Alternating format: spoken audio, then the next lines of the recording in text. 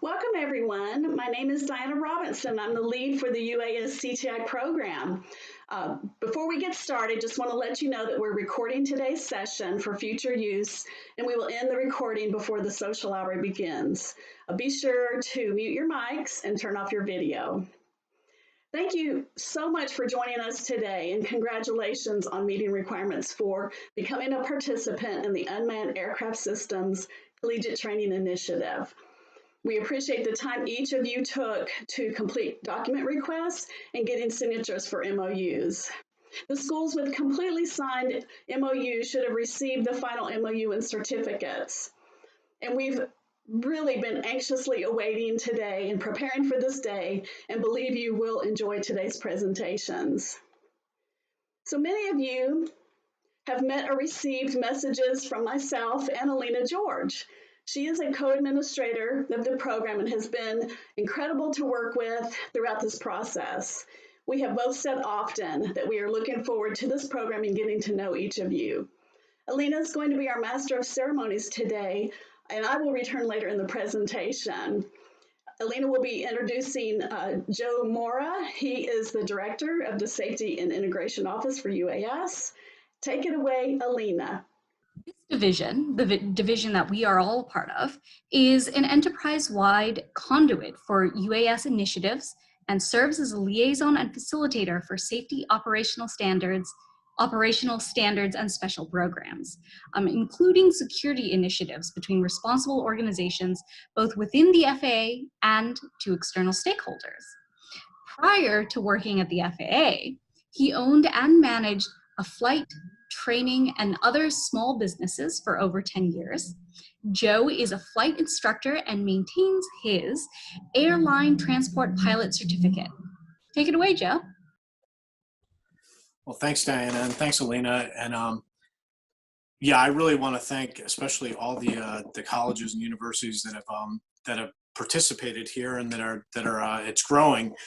I know Alina just said it too, but we are super excited, and you hear a lot of people say that, but truly, I'm personally excited about this program quite a bit because, as you heard Alina say, I do come from a training background. So my wife and I owned a small flight school, and I ran a little bit larger flight school after that, and a lot of involvement in aviation events and air shows, and working with a lot of younger individuals too. And honestly, for me, it's been so refreshing that with the growth of UAS integration, it's opened up a whole new segment, and it's opened up a segment of aviation that doesn't have all the barriers that are normally involved with getting into the sky, and really being able to take your business or to take your hobby or to take your dreams or what you want to do and operate in the national airspace system is such a great freedom that we have. And I just love that so many more people are getting involved. So Alina, by the way, I'm not seeing myself, so I just want to double check that I'm actually speaking to anybody. Are you hearing me okay? Yes, Joe, we are. Thank you. Awesome. It's hard on Zoom sometimes because you can't really gauge the crowd. So, so I am super excited, and I'll just repeat that. Now, with that being said, we've had great congressional support and a requirement coming in 2018 urging us to do the Collegiate Training Initiative. We actually were able to launch this on April 30th, and it's been amazing, April 30th of this year, and it's been amazing how much interest we've had. We're going to show a map of that in just a minute here. And in fact, we can probably just go right to that map if you don't mind, April.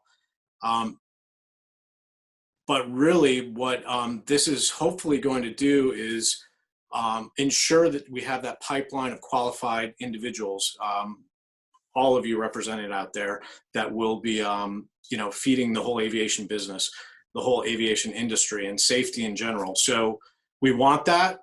We want to have this, and we want to have this interactive, and we want to have it be where we can interact with you more and leverage some of the contacts that we have and some of the lessons learned that we've done, and we want to learn from you also. So as Alina said, our office is the integration office within the FAA, and we actually get to do a lot of the fun stuff that we get to focus on UAS integration in the NAS.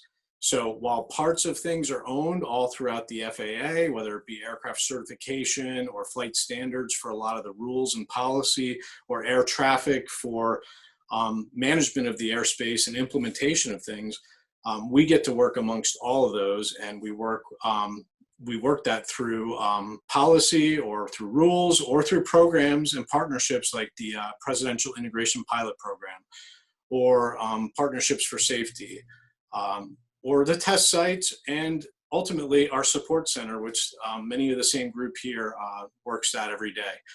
So with that being said, I'm going to also introduce Danielle Corbett, who's been a huge part of this. So Danielle, before you take it away, I am going to give a quick thanks too. I saw Scott Gore was on there a few minutes ago, and Scott has been a really big help and advocate of this whole program going forward. He's with our government and industry relations office in the FAA, and without the support from him and a lot of people behind the scenes here, we wouldn't have gotten this far. So once again, totally thrilled. And Danielle, I could just keep going, but I want to hand it off to you. Well, thanks, Joe. I've worked with Joe long enough to know that he actually could keep going. Got some really good stories, but we'll keep that for the next meeting. Anyway, thanks for being here again. I see the numbers are growing as we go on with the participants here, which is awesome. You know, when we first kicked this off back in April, we got a really tremendous immediate response. In fact, it was so immediate, their email box filled up before we even had access to it. So if we're a little late getting back to you in the beginning there, that's why. So sorry about that, but we're all up to speed. We got this program with kind of short notice and not a lot of guidance on what it could be. And Diane and Alina really dug in to make this, you know, really valuable to you guys and to your students, as well as to us, because there's a lot here that we can learn from each other. And as we build this workforce, you know, we're used to dealing with pilots like Joe was talking about, and engineers to a certain degree, but this is a whole new, you know, a much broader level of a future workforce. So we're super excited to dig in. You'll see on this map here that Joe was talking about, these are the representations of participation or participation requests that we've gotten so far. Over 100 schools have reached out to us already, and we've signed 44 MOUs already. This is just in the course of a few months, so that's like warp speed for a government. Anyway, if you are new here, you haven't even contacted us before, or you're here for a friend or whatever, it's not too late. This is kind of a rolling thing, which is awesome. And we do have some MOUs and applications in the pipeline. So this is growing all the time. It looks like we need to reach out to our friends there in, what is that, Montana? Make sure that we fill them up a little bit. April, I think we're gonna go to the next slide. And just kind of wanted to show you our new logo. We're kind of debuting it here today.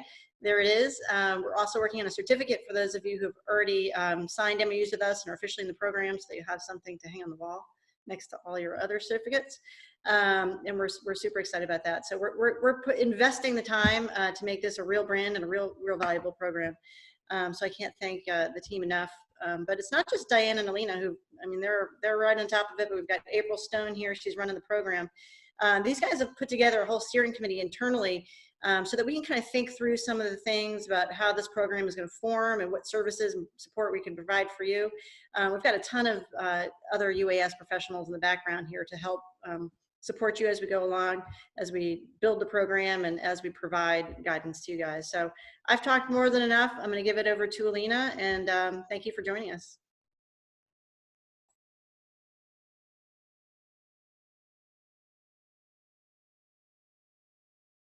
Alina. Looks like, yep, and it looks like somebody was having trouble seeing the slides. Hopefully you're seeing them now. It looks like we refreshed them. Are the slides back? Yes. I can see them. Please go ahead and put in the chat if you can or cannot. Or you can use the little reaction buttons. There's a thumbs up there. That's really helpful. So we're just going to go ahead and walk through the agenda a little bit. Turns out we've already checked off 2 of the agenda items, which is great. But in addition to that, we actually have 2 wonderful presenters for you today. Kevin Morris is going to talk to all of us about the FAA safety team, the FAST team, and drone pros. which if you don't know about them, don't worry, you're gonna learn all about them soon. And we've also got Deandra Brooks, who is going to talk to us today about National Drone Safety Week, which is an initiative that started last year. And so this is going to be the second annual Drone Safety Week. And in between both of those presenters, we're actually gonna have a little bit of polling. They're not serious, it's kind of fun. It's anonymous, so don't worry if you don't actually know what the answer is. Just to kind of keep your attention a little bit. And like most meetings, you're of course going to have questions. So after each of our presenters, we will have some time for questions. You can unmute yourself and ask there, or if you have something really pressing and you don't want to lose it, please write it in the chat and we will address them, both during the presentation and after the presentations as well. So with that, sorry, there's a little bit more of the agenda. April, if you don't mind advancing the slide, please. After both of those presentations and the polling, we are actually going to go into breakout rooms, which is a lot of fun. We are going to put you randomly into rooms. There won't be more than 7 or 8 with about 10 people in them. We've got a couple of questions for you as a group to talk about. And this is going to be a great chance to network and just get all of those creative juices flowing. I'll get to it a little bit later in the presentation today. And then after breakouts, we've got a social hour. So please stay on if you feel like it, and just chat with us. It's going to be pretty informal. So with that, back to our regularly scheduled presentations. April, if you want to go ahead and take it away.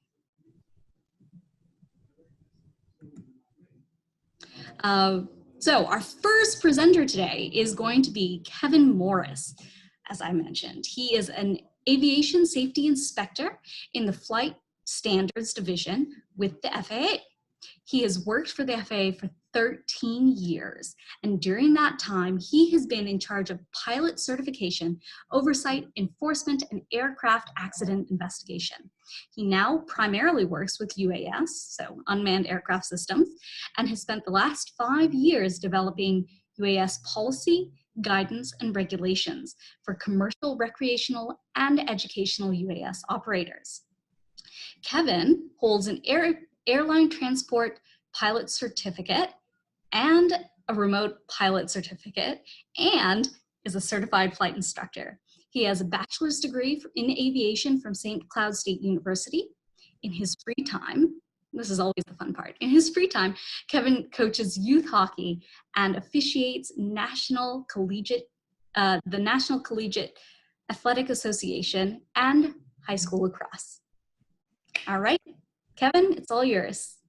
Thanks, Lena. I appreciate that. And one of the things you need to do whenever you're going into a meeting like this is to make sure that your introduction is more important than the guy who's more important than you in the meeting room, which is Joe Mora. And I think I actually made that goal happen for me today. So that's always a good thing. So I really appreciate that. Well, welcome everyone. Again, I'm Kevin Morris. I'm also sort of known, maybe tongue in cheek a little bit, as the FAA drone guy. You might have seen me on some of the FAA's social media posts talking about drones. And just to echo what everybody says, this is pretty exciting. And in particular for me, because the topic we're about to go over here is really within the swim lane of educational institutions and educators and professors and students and teachers. So this is going to be right up everybody's alley. And it's a relatively new program that we kicked off within the past year that we feel is really growing at a rate that is sort of mirroring UAS. I think we're not kidding ourselves when we say that UAS is going to be a future of aviation here. And when we talk about registrations, I want to say we're almost at a 3-to-1 ratio right now with UAS registrations to manned aircraft, but I would have to double check the stat. Anyway, we're talking about the future. Let's talk about safety. Let's talk about the FAST team. Next slide, please, April.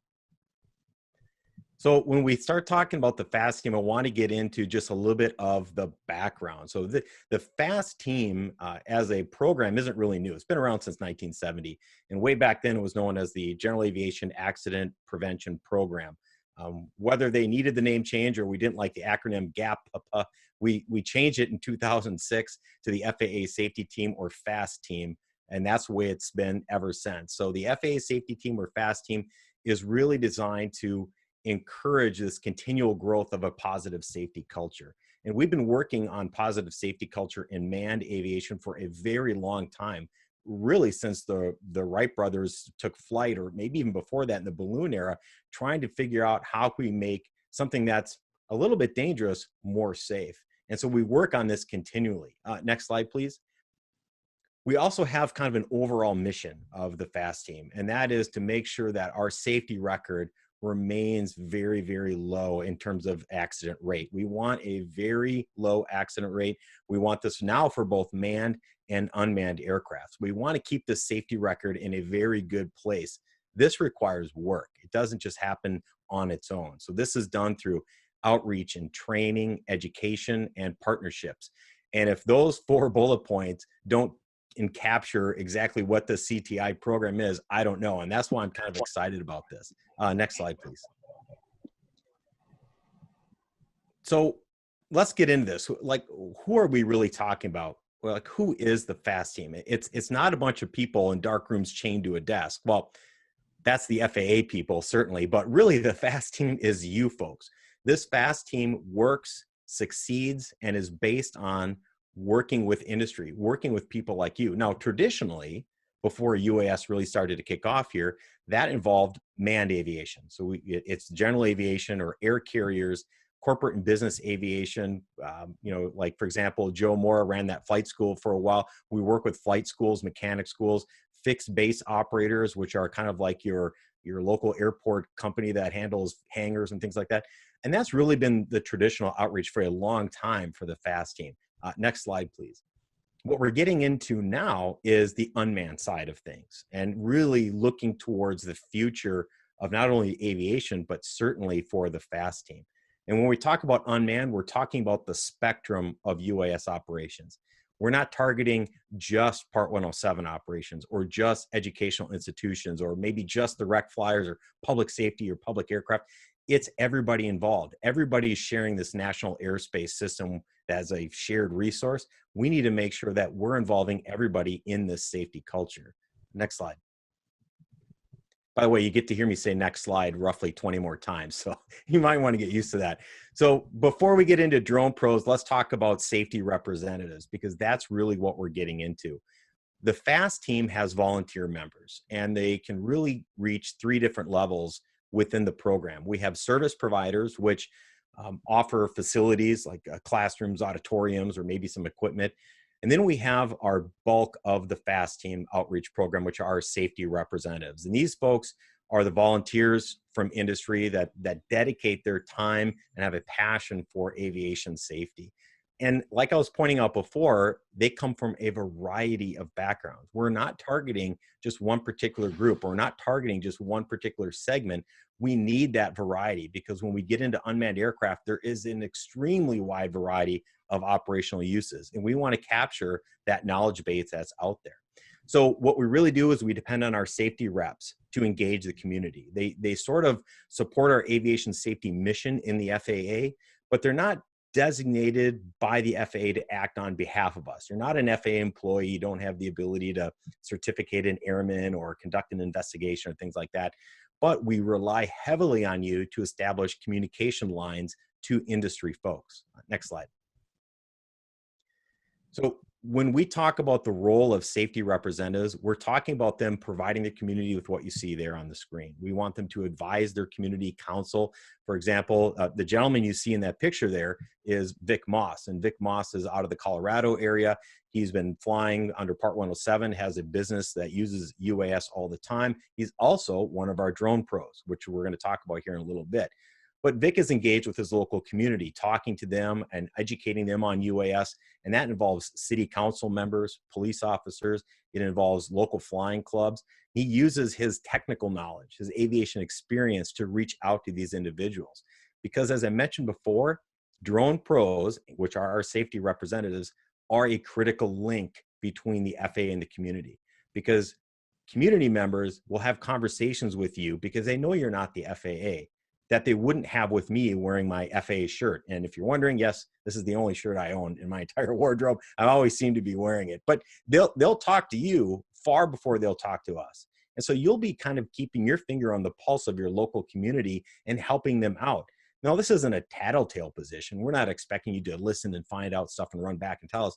We want you to help these folks out. Most of the time, especially with UAS, people just don't know. They don't know what the rules are. They don't know how to fly safely. They don't understand maybe the operational capabilities of the UAS. That's where you come in as a safety rep. Next slide, please. So how do we select these folks? Well, clearly you have to have an interest in aviation safety. We want you to have some professional level of knowledge. Now, this doesn't mean that you have to be a professional drone operator, but we want you to have that level of knowledge so that we can utilize you when we do outreach and we hold seminars or webinars or Zoom meetings just like this. We also want you to have a pretty good reputation within the community. In a way, you're representing the FAA's safety message. And so we want that individual that's carrying that message not to be somebody in the community that people look at and go, well, that person never follows the rules anyway. Why would I listen to him? So we want you to have a good reputation in the community. And we also want you to have the time needed. So if you can only donate an hour a year, maybe now is not the right time for you to come into the Safety Rep Drone Pro program. But if you have time to donate, we can really use your help. Next slide. So when we talk about drone pros, this is the new program that's part of the Safety Rep program. So at its core, all drone pros are safety representatives. They are just safety representatives that specialize in UAS. And again, these can be anybody, professional UAS operators. I could just be somebody that has a lot of presence on social media, has a large following. If you look at that last bullet point, it's a home run for this webinar here today, education professionals with a passion for UAS. I think everybody that's been part of this CTI program since its rollout back in April meets certainly that last bullet point, and we could definitely use your help. So that's who we're really looking for when we talk about drone pros. Next slide. Now, we prefer a few different things. One, it would be great if you're a well-known individual of the community. If you are perhaps teaching as part of a curriculum in a university or school program, if you're part of a model club, or maybe you're the president of a model club, those are some things that will really help, because we're trying to have you help us out, carry the safety message to people in the field, people that you're working with, you see on a daily basis, or maybe you meet at the flying club location on the weekend. And clearly, we want you to have a keen interest in UAS safety and promotion. So we need you to make sure that you're up to speed with all the current regulations and best practices, because it's key right now in the sort of the infancy, and we're still a little bit in the infancy of what UAS I think is going to become in the future, that we get the right message out at the beginning. You know, primacy is very important when it comes to learning. Next slide, please. Obviously, if you're greeting people and people know that you're a FAA safety team safety representative, we want you to have some good interpersonal skills. When you're providing this instruction, we don't want it to be done in a confrontational way. So you carry this professional demeanor with you as a safety representative and as a drone pro, and that we want to make sure you keep holding yourself to that high standard for the entire time that you're part of our program. Always emphasize the positive. It's very easy for people to look at drones negatively, because I think that's the message you see a lot on TV and in print media, is they just report the buildings that are burning. They don't tell you about all the wonderful things that UAS are doing. Well, that's where you guys come in. You see that on a daily basis. So we need help emphasizing that positive message about UAS, because they do a lot of really amazing, cool things. Next slide. So why would you do this? Why would you become a drone pro? Well, I'll throw it out there. That first bullet point, we need you. We absolutely need you. There are so many people operating drones, whether it's professionally or recreationally, that need help. They need guidance. They need information, and they need to be able to call somebody and say, hey, can I do this with my drone?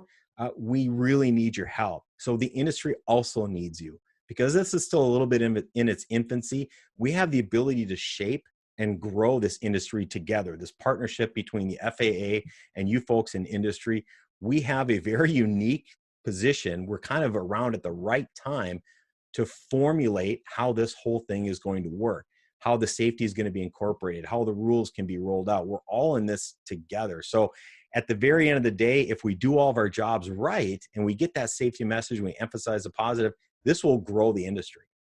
We really do want this industry to grow. There's not anybody that's on this call from the FAA, and there's nobody that I work with at the FAA that isn't excited about UAS and looking forward to more integration and what the future brings. And you guys, as a drone pro, would be a huge help in carrying that message and helping this go. Next slide, please. So how do you do it? All right, I've told you all about it. You're thinking this is kind of a cool thing. You want to check it out. It's pretty darn easy just to find out some information. I'm going to walk you through it. You can go to our website at faasafety.gov. And on the upper right-hand corner, you're going to see a resources tab. If you hover over that or mouse click, it'll drop down. And you want to, the Fast Team directory drop down from the resource tab. You're going to click on that, and then you're going to choose your state. Next slide, please. Once you do that, it's going to give you a list of Fast Team members in your state. And so what you want to do is look for the top of that list where you're going to see Fast Team Program Managers. Now, Fast Team Program Managers are FAA employees, and they're located in just about every flight standards district office across the country. And their job is to find, recruit the talent like yourself to carry this FAA safety message. So the first step in doing this is to really go to our website, create the account, and apply to become a safety representative. It doesn't commit you to anything. The application merely opens up the conversation with that Fast Team manager so you can determine whether or not this would be a good fit for you in that area, because it's very localized content and very localized information that we try to get out to our localized community. Next slide, please. So training is provided. You're not just left on your own. We've got a lot of training on faasafety.gov. You will also be provided with initial training by your Fast Team program manager on the information technology systems that you have to be at least aware of or understand how to use, as well as sort of the general safety representative roles and responsibilities. Next slide. We do offer continual training. So quarterly, and this is happening right now, we offer specific webinars that are available to drone pros only. And these webinars are designed to kind of give you the latest breaking information from the FAA so that your local communities have that information and safety message to go forward. So you're going to get those quarterly webinars. You're also going to get annual training from your Fast Team program manager. So you won't be left alone. You'll be involved with the community, a lot of training. We're going to help you out with this program. Next slide.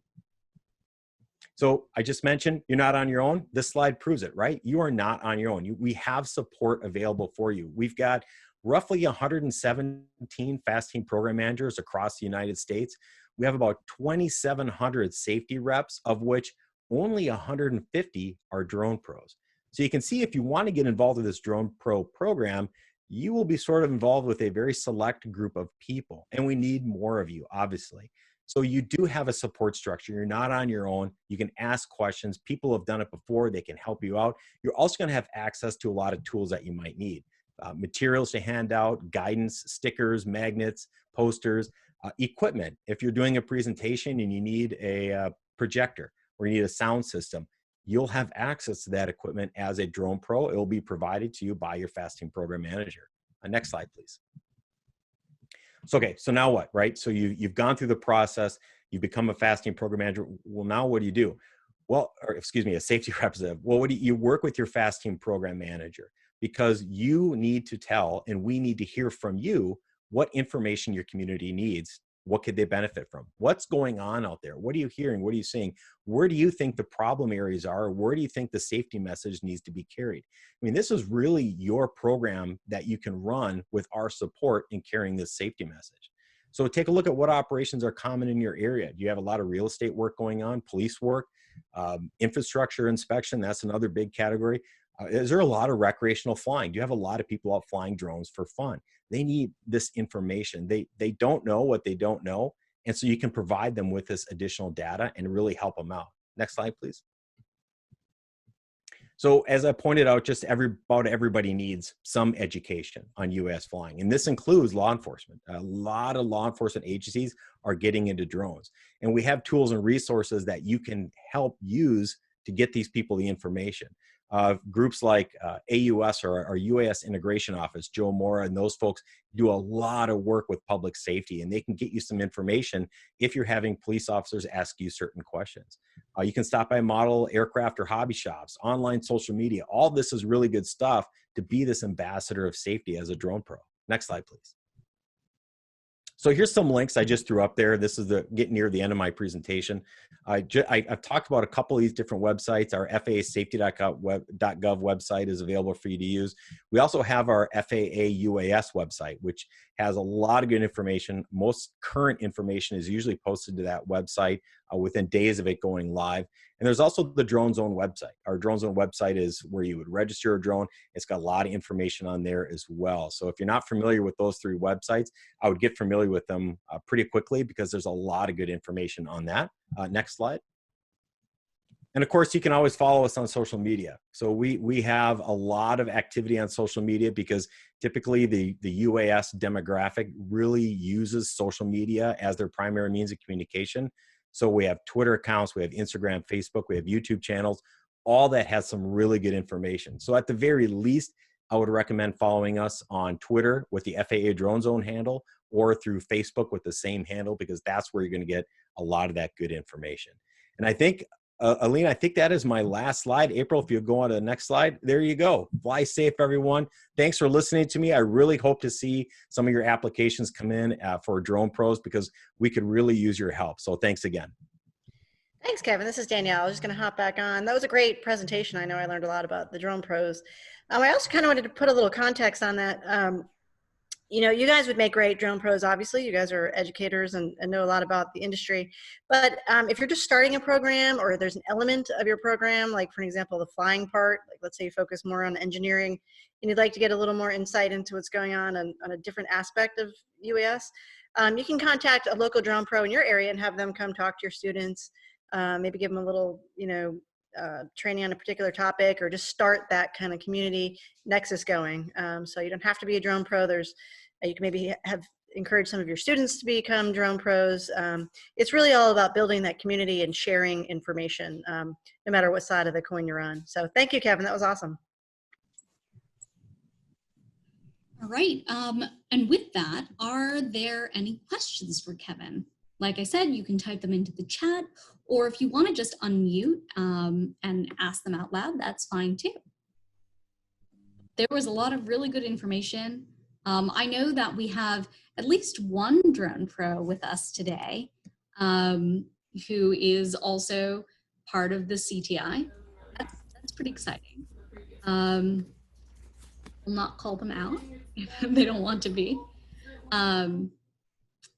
But are there any questions? Got a question. Yes, of course. Yeah, so I know last year when we were looking at being part of this, I know the FAA brought up the question of industry certifications as being part, and safety certifications being a part of that. So would being a drone pro satisfy that requirement? And the reason I'm asking that, I know they were working with a particular organization last year to provide that type of training. We worked with some organizations to provide that, some industry organizations to be able to provide that type of training, whether you'll be a drone level 1 or drone level 2 certified in the industry and have that certification. Will that be a requirement going forward for all instructors and being part of the CTI? That's a great question. And so Kevin can definitely tell you a little bit more about the certification itself that you were referencing. I believe it's the AUVSI certification. Is that correct, Kevin? I think so. I don't remember mentioning certification too much, but I think I understand the question. It's a really good question. The short answer would be no. The Drone Pro program is not so much a certification or an acknowledgement of your ability to safely operate a UAS. It's more of a program designed to take the knowledge and experience you have, combine it with your passion for safety, and reach out to others, people that maybe don't know the FAA from the FFA, as I like to say, and help them understand what the rules are and how you can fly safely. So drone pros are more of an outreach, safety communication type group of people. I think the certification piece you were talking about, and this, I've seen this at AUVSI before, and there's a couple different, like a level 1, 2, and 3 operator, and it's based on experience and other types of maybe some tests and operational checks. That is not what this Drone Pro program is. So this is just, again, more of the outreach and carrying a safety message versus the other program which you're mentioning, which is more of an acknowledgement of your ability and competency to fly a drone and understand its systems. I think, Albert, you were specifically referencing if there's a certification for UAS-CTI. You don't have to be a certified pilot to be teaching. That I do not believe that is a requirement that we have. I strongly encourage it, of course, to be 107 certified UAS pilot for the CTI program. However, it is not a requirement. I hope that answered the question that you had. I know there are a couple of questions in the chat as well. Donald Laird, you have a question. Yes, I'm looking at the individual application right now, and it does not mention Drone Pro as one of the positions. So what should we do to identify that the Drone Pro program is what we're looking for?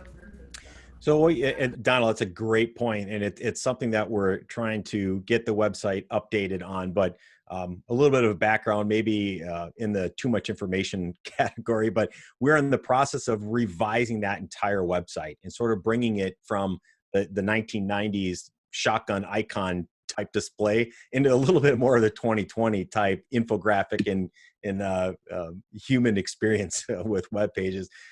But caught up in that is the ability for us to have some sort of selection specifically for a Drone Pro. And I'm really glad you asked, because if you go back to earlier in my presentation, I mentioned like a Drone Pro at its core is a safety representative. So what you're in a sense doing is you're applying to become a safety representative. And in that application, you're going to want to mention your UAS experience that you're applying to be a Drone Pro. And so I'm really glad you asked that, because I forgot to touch on that. So thanks for saving me on that one, Donald. I have a question also. This is Carl Baldessari out at Central Oregon Community College. Is there a possibility of either getting access to Kevin's presentation here earlier or getting a copy of it, one or the other?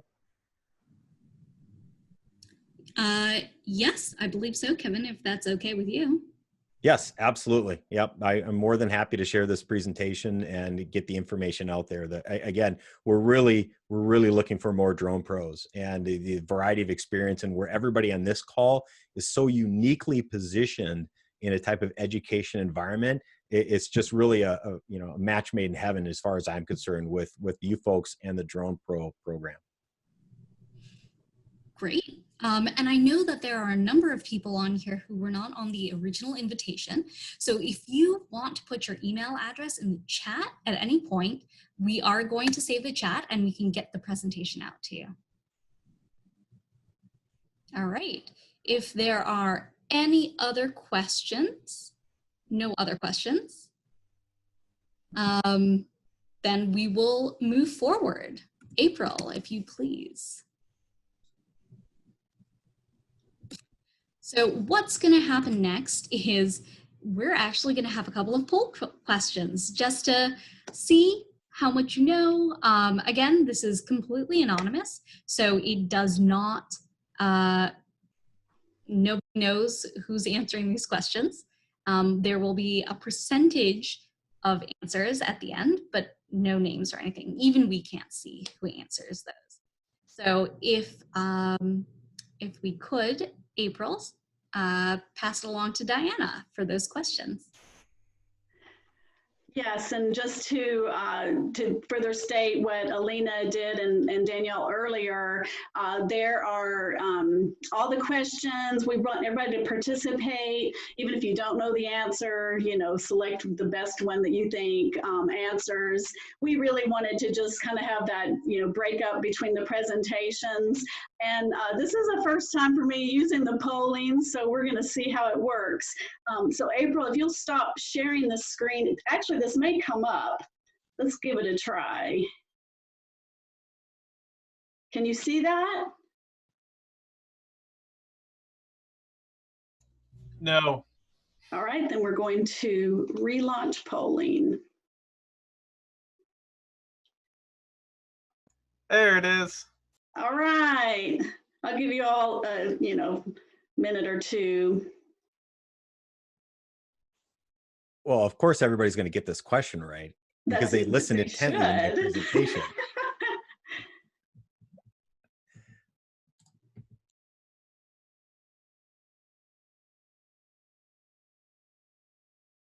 All right, and I'm going to end the polling. 5, 4, 3, 2, and 1.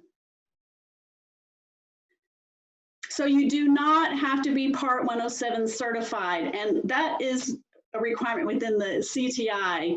Not your school may actually require, oh, I'm sorry, I've got my questions mixed up here. You do not have to be a Part 107 certified to become a drone pro. So if you're interested, please follow the steps.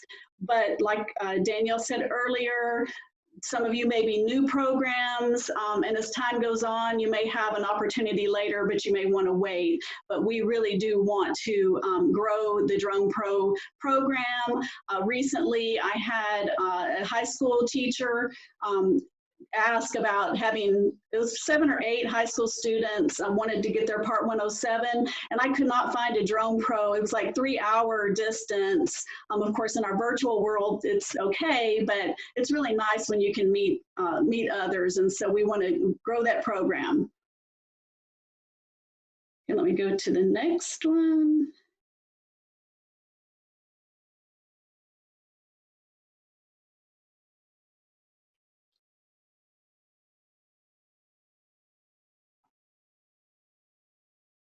All right, did you see that one? No. Not yet.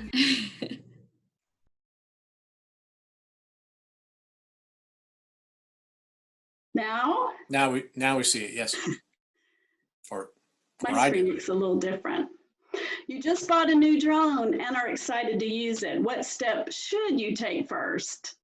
This is we have a favorite answer. Telling your neighbors is not a bad thing.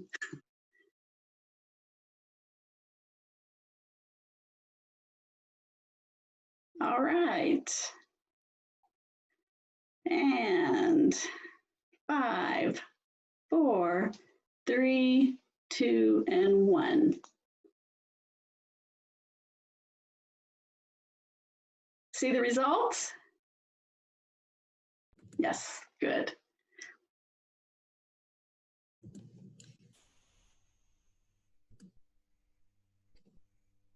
And that is the thing that you should do first when you get a drone. Make sure to register it. And you can do that through the drone zone, the FAA drone zone. All the other things are also important. Before you fly, you should check before you fly.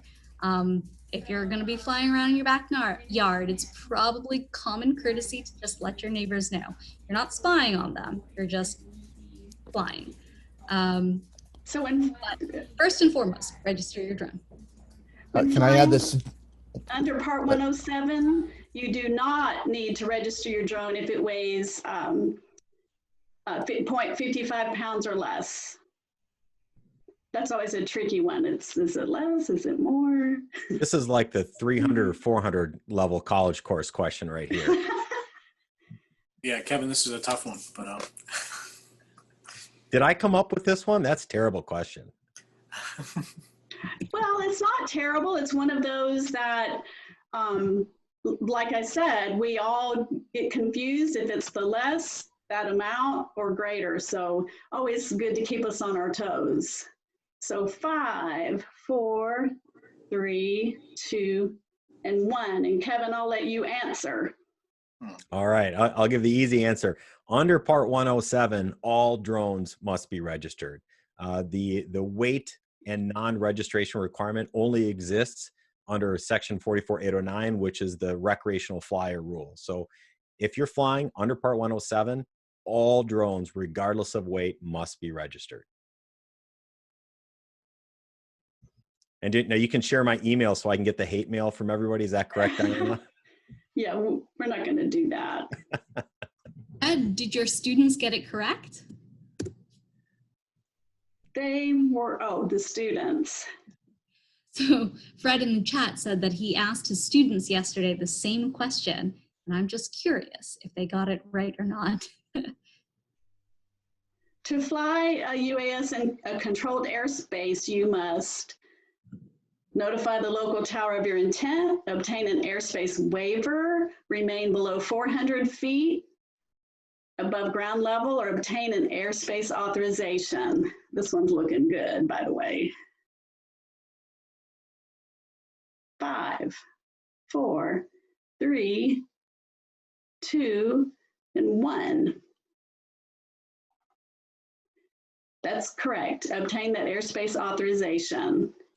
This is one of those questions that or problems that we see repeated within support center, and so a good question to ask. Yeah, there's a lot of lingering knowledge there. Negative transfer of knowledge, as we used to say as a flight instructor, because as many of you might remember back in the day, which in UAS is like 4 years ago, you had to notify an airport operator if you're flying within 5 miles. That has gone away. Now everybody, and 87% of you got it right, which really makes me happy. Everybody needs to obtain an airspace authorization prior to flying. There's no longer a need to notify the airport operator or tower. So excellent job, everyone. And Kevin, where can you get an airspace authorization? Oh, another good question. It almost seems like it was a setup question, but we'll roll with it. It wasn't. So there's 2 ways to obtain airspace authorizations. The preferred method, and it's available just about at every facility that requires an authorization, is through our low altitude authorization and notification capability, which is called LANCE. LANCE is our automated system to provide airspace authorizations. It's one of the best things we've rolled out, in my personal opinion, for UAS. It allows you to select from a variety of UAS service suppliers, and that's just a fancy way of saying companies that are authorized to use apps to get this program to you. You can select your favorite UAS service supplier, stand where you are, submit your request, and receive an FAA airspace authorization in almost real time, just as long as it takes the 7 to signal and back. If for some reason LANCE is not available, go to Drone Zone, the same place you registered your drone, and you can request an airspace authorization, I emphasize that word on purpose, through the Drone Zone portal as well, and get the same result. It's just not necessarily real time. It might take a couple of days. Thank you, Kevin. And our last question. Roger is a UAS student at a local college. His Aunt Deborah owns a real estate company and has asked Roger to fly his personal drone to capture photos of a property she is selling. Which answer is correct? And when I say that, the best answer, because if you don't get caught, you know. Diana. You don't want to be doing that. All right, 5, 4, 3, 2, 1. Woo-hoo. All right, everyone sees the results? I think we've all passed. Very, very good. There's actually a really great question from Paul Snyder in the chat here. It says, when you say controlled airspace, are you talking about Class D or Class E as well? Joe? I'll let Joe answer that one. So that's actually a good question, because the authorization that you'd need to get into certain controlled airspace usually refers to Class C, Class Charlie, Class Delta, or certain class Echo that goes to the surface, or Bravo. However, it's kind of a trick question you asked, because if you do want to request to go into Class E airspace that's above uncontrolled airspace that typically ends at 700 or 1,200 feet above ground level, then you can also request a waiver for that. So Kevin, can you correct where I might have messed that up? No, you didn't mess it up at all. Nice job, flight instructor. I think you hit all the hot topics on that one. I'll just add one more scenario where you can get into controlled airspace without needing an authorization. I knew he'd pick up on the caveat, and it has to do with the structure. Go ahead. There you go. You got it. Yep. So you could be flying within 400 feet of a structure that does extend into the Class Echo shelf above Class Gulf airspace, which in that case you would be in Class E airspace, but would not need an authorization as long as you're operating within a 400-foot radius and you're flying no higher than 400 feet from that structure. But I always warn people that be careful, because sometimes, in particular, Class Charlie and Class Bravo airspace have upper shelves that stick out a little bit further away. So that you might be inspecting a 2,800-foot tall tower, and if you go up to 3,200 feet, that might put you into a shelf of Class Bravo or Class Charlie. So you always need to be aware of what airspace you're getting into. But no, Joe, you nailed it. Good answer. All right, thanks. Great. I'm glad I wasn't left to have to answer that in that much detail. Thank you. Thank you, Joe. And thank you so much, Kevin, for presenting today. Really appreciate it. And I think we all learned a lot of really good information. And thank you so much, Diana, for all of those poll questions. I think that inspired a lot of really good conversation. Well, with that, we are moving on to our second presentation of the day. And this is going to be a presentation by Deandra Brooks. She joined the FAA's UAS Integration Office in August 2019, so not that long ago. She is a senior communications specialist, and she is responsible for developing various communication products, plans, and events. This year, she is going to oversee the agency's second annual Drone Safety Awareness Week campaign.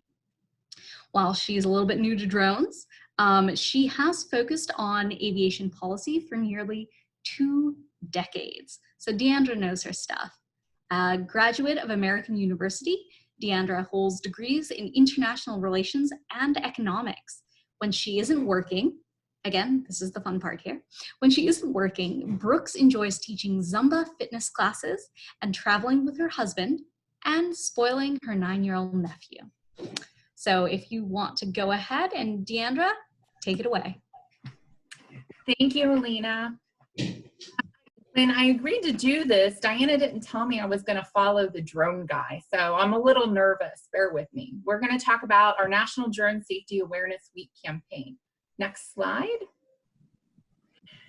So National Drone Safety Awareness Week, now in its second year, this is our annual safety campaign. It's also an opportunity to showcase how drones are changing the way that we work and live. But we don't do this alone. This is a national conversation that includes the voices of drone pilots, manufacturers, Part 135 operators, industry associations, academic institutions like all of you, public safety agencies, and many, many, many more. And this year, we will be doing everything through a week of active virtual engagement. Next slide.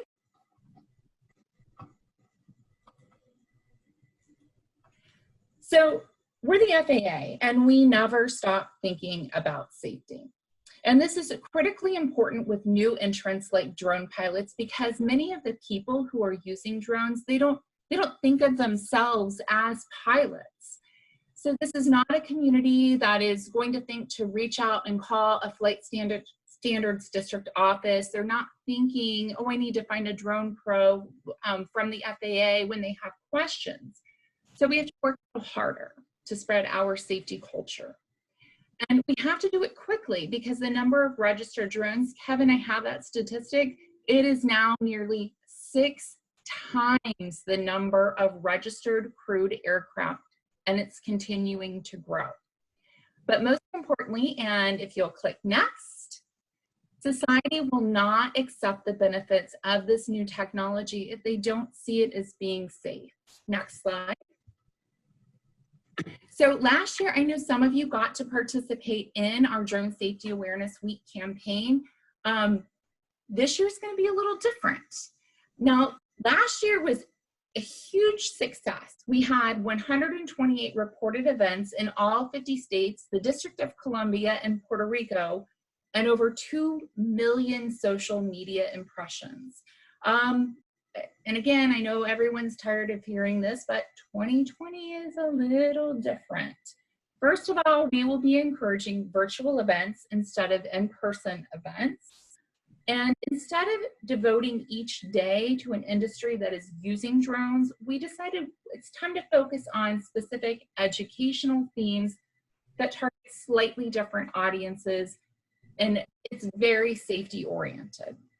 Last year, DOT and the FAA provided support and guidance through a stakeholder playbook that provided a lot of great information and ideas for safety messaging. But this year, again, we're going to refocus our recommendations through a shorter guidebook that will better position industry to take the lead.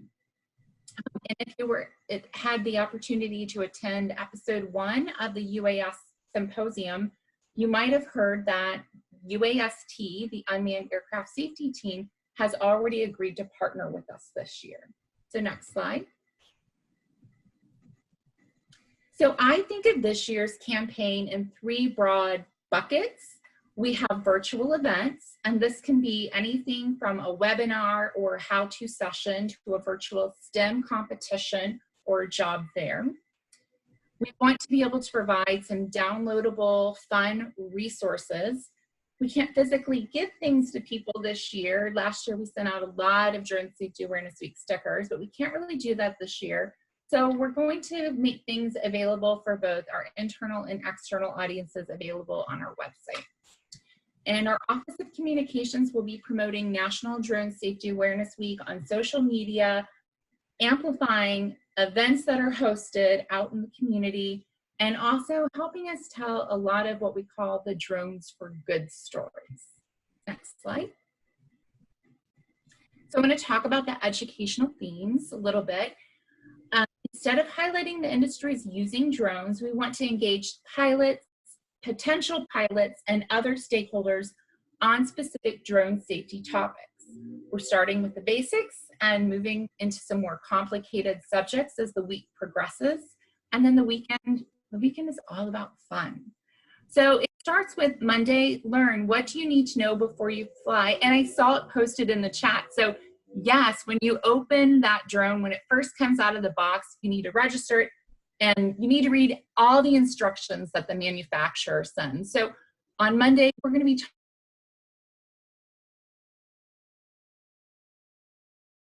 Tuesday, after you've lost your drone in a tree that first or second time, we're going to be talking about how do you improve those flying skills? How do you start to position yourself to maybe take the Part 107 exam? How do you start thinking about yourself as a pilot? Then on Wednesday, it's going to be all about taking that passion into a profession. So how do you go from being just a recreational flyer to a Part 107 pilot? Thursday is going to be our public safety day, and Friday is going to be about STEM. And I think this is such an incredible opportunity for all of our UAS-CTI schools to really showcase what you all are doing. So be thinking about how you want to tell your community about your program. And then again, the weekend is all about having fun. We're looking into how do we do a virtual fly-in with drones. So a lot of great ideas. Next slide. So how do we get people to all of these awesome virtual events? And even though people have their cameras off, I can see you, you're already planning them in your heads, and I'm super excited. We want you to register your event. And you do that on the UAST's website. It's dronesafetyawarenessweek.com. We are still, it's still a bit under construction, so there's a little more to come on that website, but you just click on register new event.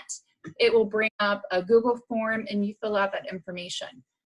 One of the things that is really important, don't skip this part, the social media handles. If you give us your social media handle, we can then amplify, retweet, and bring more attention to the event that you're hosting on social media and hopefully drive more people to that event. As we get closer and more events are registered, you'll be able to go into this website and view the different events that are being hosted around the country. One of the cool things about being in this virtual environment now is someone in Washington, D.C. like me, I can attend an event in California that's virtual. So think of this as an opportunity, not just to reach people in your community, but really around the country, because you're going to get national exposure when you post your events onto our website. The other thing to mention, if you have the ability to record your virtual event and provide us with a link to that content, UAS-CTI can make that content available on demand. So don't think of it as just a one-time event. Think of this as an opportunity for people to come back if they missed it. That's the other cool thing. If you do an event at 9 a.m. on the East Coast and someone can't be there, say because 6 a.m. is too early on the West Coast, they can come back and watch it on demand. And that's really neat too. Next slide. We're going to have lots of resources posted on our webpage. There's a little bit of information posted there now, but more is coming. We just met with our virtual team yesterday. Thank you to Diana and Elena who are on the team, because there's a lot of great ideas that we're planning. Next slide. So I want to talk to you a little bit about virtual events. Our office has some experience. We kind of cut our teeth with the UAS Symposium, the remotely piloted edition this summer. And I wish I could tell you that a virtual event is easier than an in-person event, but in many ways, they're actually a little bit harder. So as you start planning, one of the things that you need to do is to match your event to the right platform. If you're doing a safety webinar, a GoToMeeting or webinar-based platform is going to be a good option for you. But if you want to do something that is smaller and more focused, like perhaps a how-to session where you can answer a lot of questions and really interact with the people who are attending, Zoom might be a better option. There are lots and lots of different virtual platforms out there, so I encourage you to do your research. I know all of your institutions have probably made decisions about what you're using for classes or virtual formats this year. So explore those and see how they're going to work for you.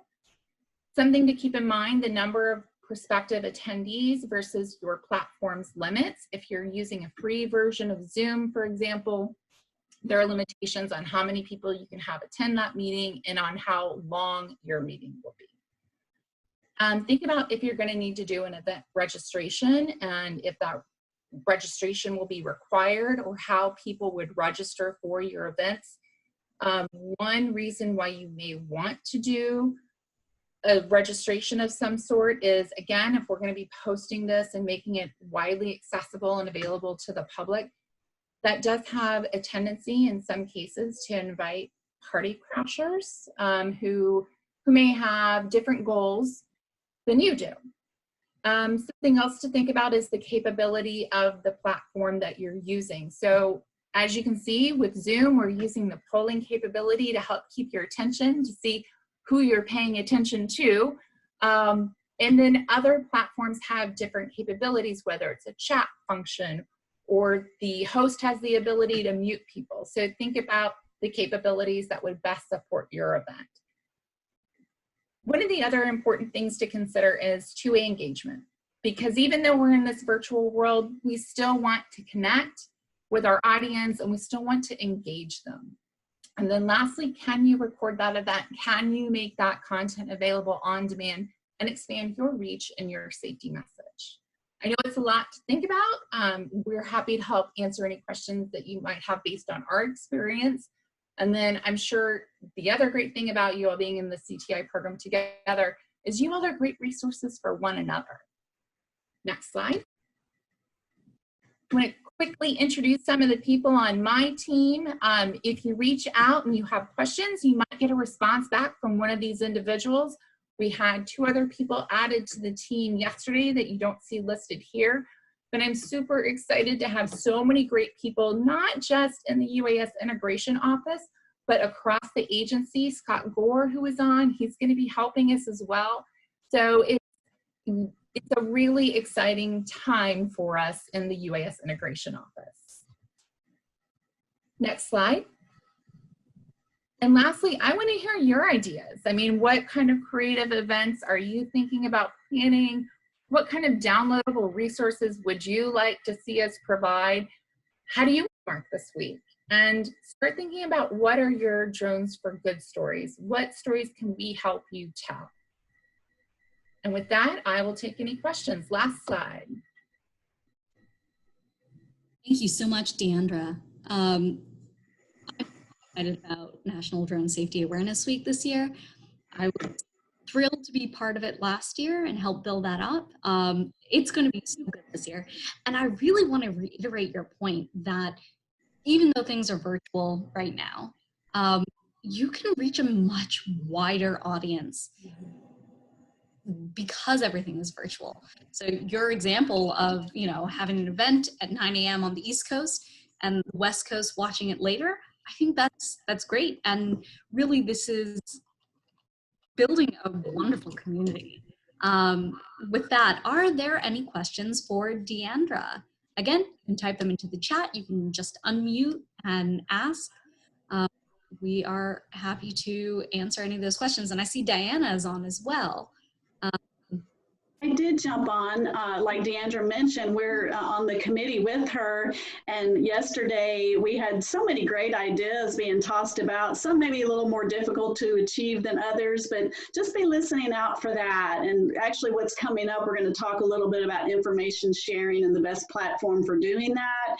So yeah, engage your students, challenge them, but do register, and so that we can keep up with what you're doing.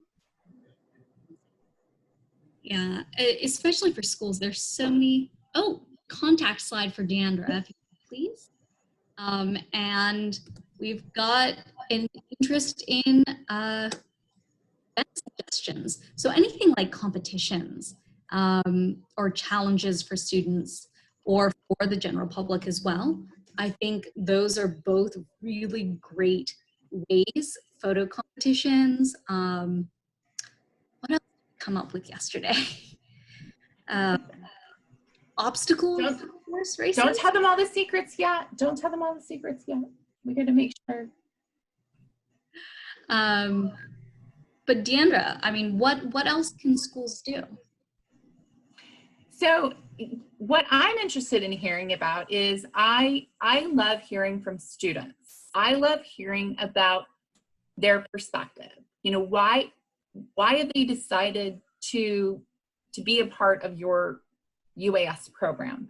What is it that they want to do? How do they see the future? Earlier this past summer, we had an intern cohort that did a project together where they created a brochure about how they saw advanced air mobility impacting their lives in the future, which was, it was so neat to hear their perspectives and to see, you know, how they saw living in this future with more UAS, with advanced air mobility. And so I always like hearing about that. I love hearing those stories. That's great. Thank you so much. I think that's a lot of it. Telling stories is really important, especially when it comes to outreach, getting people interested in UAS. And we've got another question here about registration. Joe, I'll let you take this one. Can I register multiple vehicles under one number if I am a state institution? Is there any way to waive fees for public educational institutions? He's heard that there is a way to do this. Just unmuting there. So good hard questions here. And so I'm going to have to lean on Danielle and Kevin on the if it's actually been implemented for institutions of higher education under 44809 to have the ability for multiples yet. But while they're thinking about that, the question is whether governmental, I know that there's everything that we've done in registration and everything that we've done in lots of our performance-based rules, or Part 107, are based on the way we've done existing things. So registration for manned aircraft, there is technically a way for government organizations to get the fee waived, the $5 registration fee. However, I have not tried to do that myself from the outside. Everything I've registered has always been civil. I hear it's a little bit complicated, but we can take an IOU on that because I believe there is a way to do it. Kevin or Danielle, you want to weigh in on the multiples? Because currently the multiple is having to do with the recreational, or currently the hobby registration. Yeah, it's a great question. It's a tough question, kind of like you were pointing out there, Joe, simply because we're sort of in this interim here right now, and it's kind of a weird spot. So let me try to answer it as best I can while still keeping my job. We had a letter of legal interpretation out a while ago, and a lot of people refer to it as the education letter. And what it stated was, now this is before the current FAA Reauthorization Act. So I'm backing up a little bit here. So just listen to my story before anybody starts clicking buttons and trying to register.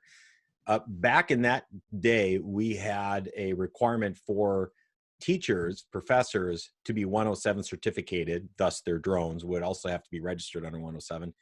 The students would be permitted to operate as rec flyers as long as it was part of this curriculum, as part of the program, and part of the educational institution's overall goal. That educational letter is still out there. I think our attorneys would be quick to say we're working on determining whether or not it's still valid, simply because it's referencing rules or statutes, I should say, that are no longer on the books. So the old 333 section 333 days and 336 days, and quite frankly, even part 101, a lot of those rules were superseded by the current FAA Reauthorization Act. The good news is, in the current act, there is a provision for institutions of higher education, and that is a very specific term with a definition, a statutory definition behind it, are eligible to operate completely in accordance with section 44809, meaning recreational flying. In that case, you would be able to make one registration number and apply to all the drones if you qualified. Where we're hung up, please nobody go start clicking buttons and registering yet.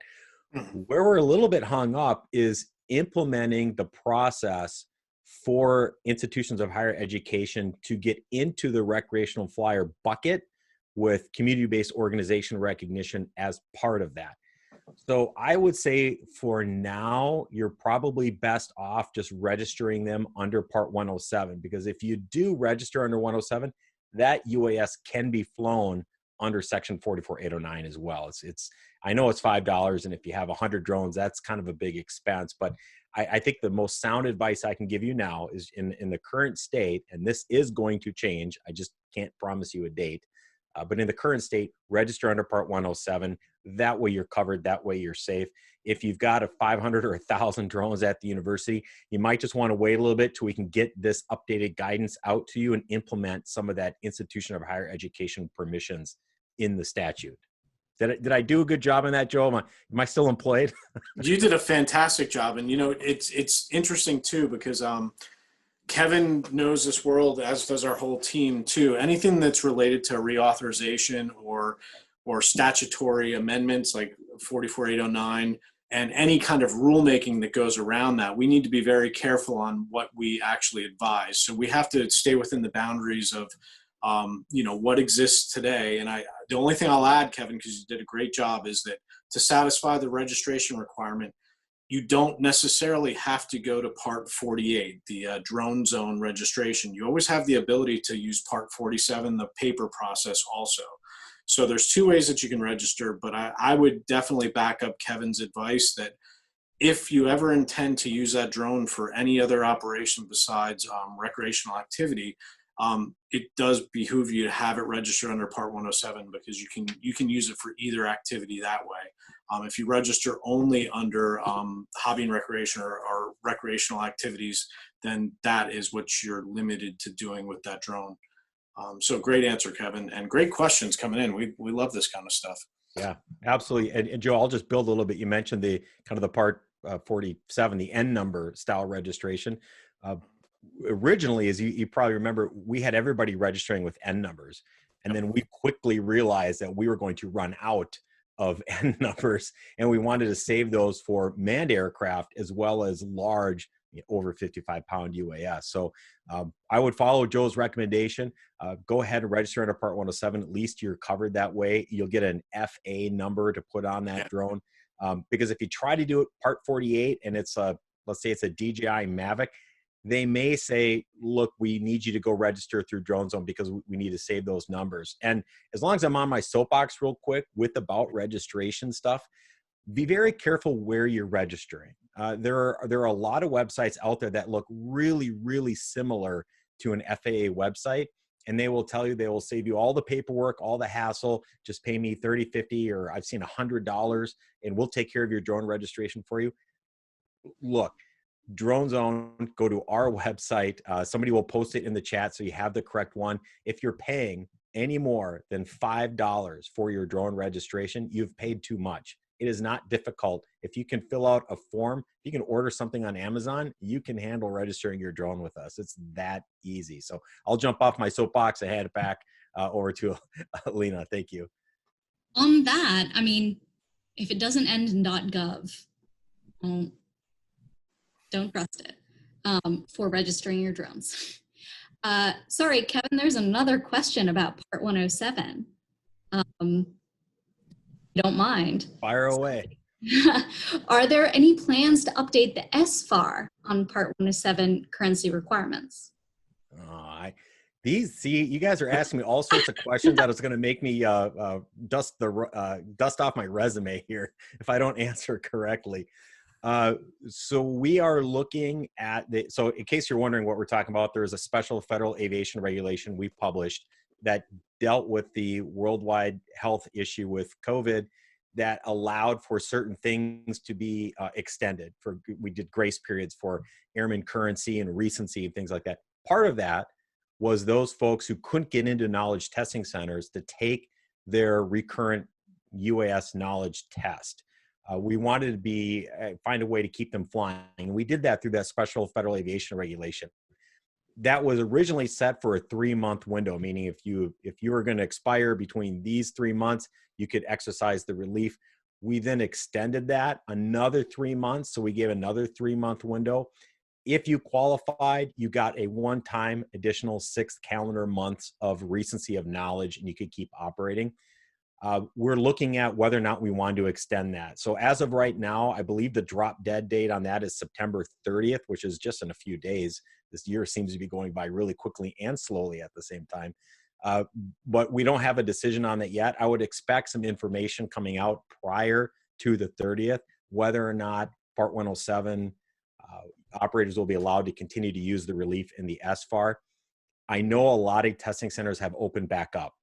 They're not shut down like they were in the past. People have been able to get in. So we're taking that into consideration, whether we keep doing this extension or not. So I don't have an answer for you specifically right now, but we are working that issue and should have an announcement here in the next, I would say next week. Thank you. Here's another question. This is open to anybody who can answer this. Are there updated estimates on when the rec flyer exam will be ready? And this again is the recreational flyer exam.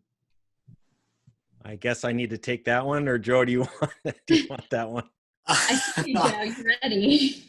Kevin's at the heart of that, so he's got the best information. The only information that I can say is we emphasize that it's the recreational UAS safety test, because otherwise, if you don't put the in front of it, it's the rust. So we like to call it the trust. So go ahead, Kevin. Any updates, please? Solid, man. We do love our acronyms here in the FAA. So yeah, absolutely. This recreational flyer test here that the FAA is required to issue by statute, and recreational flyers are required to take and pass in order to continue operating, is something we've been working on for a while. And when I say we, it's not just the FAA. This has been a program that we have relied heavily on industry through a variety of meetings, cohorts, if you will, a grouping of people. We did one of them almost a year ago, and it was discussing what should be on the test. And from a recreational flyer standpoint, what do we want them to understand? What's nice to know, but really not needed for safety. So we went through that a couple of days, maybe 3 days of meetings with industry professionals on what we thought could be included in the test. Then we had another meeting where we put out a request for information, and people applied to be in the second group, which was, how are we going to administer this test? So that wrapped up, I believe, in April of this year. And since then, we've been putting all the pieces together. I can tell you that we are going to rely on industry to administer this test, that the test is designed to be a minimum burden on the applicant. We understand if we put out a test that's 4 hours long, nobody's going to take it. The idea here is to provide some basic aeronautical knowledge and safety information to rec flyers that just bought their drone at their local electronics store. So that is how the test is designed. How it's going to be rolled out, I think you're going to start to see some announcements in the next couple of months. That's a very fluid time schedule, and I don't mean that the test will be available. You'll just start to see some information coming out regarding the test here before the end of this year. I'm not a betting man per se, but I feel very comfortable saying that in 2021, the test will be made available for folks to take. And then once it's rolled out, everybody who wants to fly as a recreational flyer under Section 44809 will need to take that test, regardless of age or regardless if you're Part 107 certificated. There's no grandfather clause, so to speak, as I hold a 107, so I automatically get. No, you're going to have to take the rec flyer test. And I can hear the literal sighs, and I can see the eye rolls of everybody here. But let me explain a little bit why that is. There are provisions under the recreational flyer Section 44809 that do not exist under Part 107. The biggest one, no pun intended, is that you can fly large UAS, 80, 90, 100-pound UAS. You may fly that under the recreational flyer exception. You cannot do that under Part 107. So there are some differences, real differences between the two types of operation, which is why that test is going to have to be taken by everyone. But I won't promise a particular date, but I feel very comfortable that it'll be available in 2021. And Kevin, I see some questions coming in here too about great offers that the CTI could help with some of the questions and everything. I will say this, that the questions are so basic, and they've already been vetted through some of the cohort that we've worked with, all the cohort that we worked with. It's really more of a transfer of knowledge, and that part of it has actually been developed already. So really what we're going through now is all the coordination, because this will impact such a large group of individuals. So I can honestly say it's meant to be a transfer of knowledge. It's not meant to be burdensome. And it's essentially meant to be corrected to 100%. It's not go to your testing center and take a test as many of you have done it.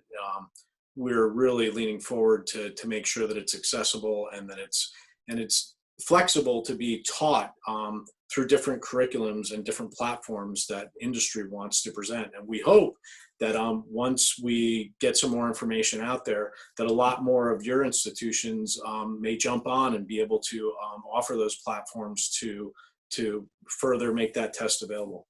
So yeah, that's a great point, Joe. And just to build on that, in the cohort, we did have educational institutions as part of those groups. And that also involved not only how we're going to administer the test, but how the test is constructed. In fact, I know that the test questions were, so I sort of initially wrote them with the help of our testing group and flight standards, and then they got pushed through it's an algorithm that determines sort of the educational level needed to understand the verbiage in the question.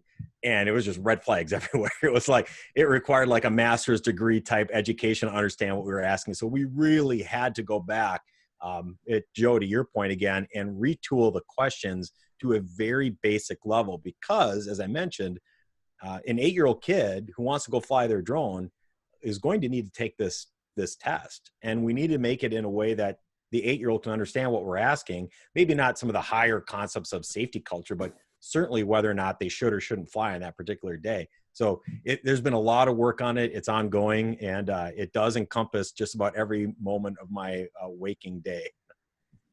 Kevin, you and I could talk forever, but I think we probably need to hand back and let them get back on schedule here. So, well, we love doing this. We'll keep going.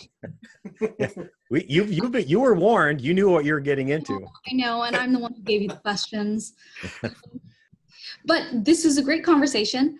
Again, please stay after the presentation is over, and we are clearly happy to talk about all of this and more. But for the meantime, let's go ahead and move along in our presentation. And we've got Diana, actually. And yes, so we've had a lot of great information here. Wait one sec, I want to go back to my... Alina, I'm going to let you go ahead and start. Oh, here we go. I got it. All right, so we've been, I know you all have had a lot of questions. We actually want to get your feedback on a few things. So this slide entitled, What Comes Next? We want to talk a little bit about leadership, about the consortium, and just to remind you, the Collegiate Training Initiative covered both 2- and 4-year schools, but the consortium is a subset of the 2-year and technical colleges, and it was in the language that we developed this consortium. In addition to the schools, the FAA will be involved with this consortium, government, industry, and we've actually been drafted up a kind of a charter and bylaws. And one of the things that we talked about, or that we explored, is like having co-chairs. One would be one of us represent the FAA, and then one from one of the schools, and then they'll select 6 to 10 others to participate in the planning committee, because some of the things that we want the consortium to do is, create those agendas, set meeting dates, invite guest speakers, just share other important information as far as the consortium. So that's one of the things that we want you all to discuss when you go into your breakout sessions. Alina? Yes, also upcoming meetings. There are clearly so many topics that everybody's interested in. So we really would like to know, what other topics would you like included in these kinds of meetings? And these meetings we would host for not just the consortium, but also the 4-year schools. So larger meetings for everybody. Would you like to know about new rules after that they've been published? A rundown on that. Do you want to talk about air mobility or remote ID? What kind of guest speakers from the FAA would you like? Do you want to know more about the partnership programs? We also would like to put together, and are beginning already to put together, a how to get started webinar. So this is for schools who are interested and haven't quite gotten their UAS program off the ground yet. We would have tips and tricks about, how to get insurance from your school, or how to get buy-in from your school to even begin. What kind of UAS do you need? Where are you really looking to focus your program? Is it on GIS? Is it something that's more agriculture based? So there's that. Would you also be interested, and speaking to all of the schools here, in presentations from industry? So not just industry who are looking for employees, but there are also education providers who have contacted us after April, who are and have a proven track record of putting together curriculum. So would you be interested in hearing from some of those? Let us know, and we are happy to help put together all of these sort of sessions, whatever you want. We're really here for you to help you make these programs a success. Diana? Yeah, and so this last bullet here is talking a little bit about how to share information, send an email blast, where is that place or platform that we could, pass around information. Some of you may have really good ideas that we haven't explored, and of course we have some ideas too, but like recently I had an announcement sent to me about a new program here in Virginia. This is where I actually live. Faculty and students at community colleges across the Commonwealth will continue to learn how to operate unmanned aircraft systems and collect and analyze geospatial data. It's a Virginia Space Grant Consortium, Germana Community College, Virginia Community College System, and Virginia Tech partnering on improving pathways into geospatial and unmanned aircraft systems technician workforce, and it was funding provided by the National Science Foundation, and they are really good about funding different types of programs through grants. Also, we know that the Federal Register posted recently a new grant targeting more high schools called Aircraft Pilots Workforce Development Grant Program. That is supposed to be coming out sometime in November. As we get more information, we'll want you to have that. I know a lot of you work with high schools.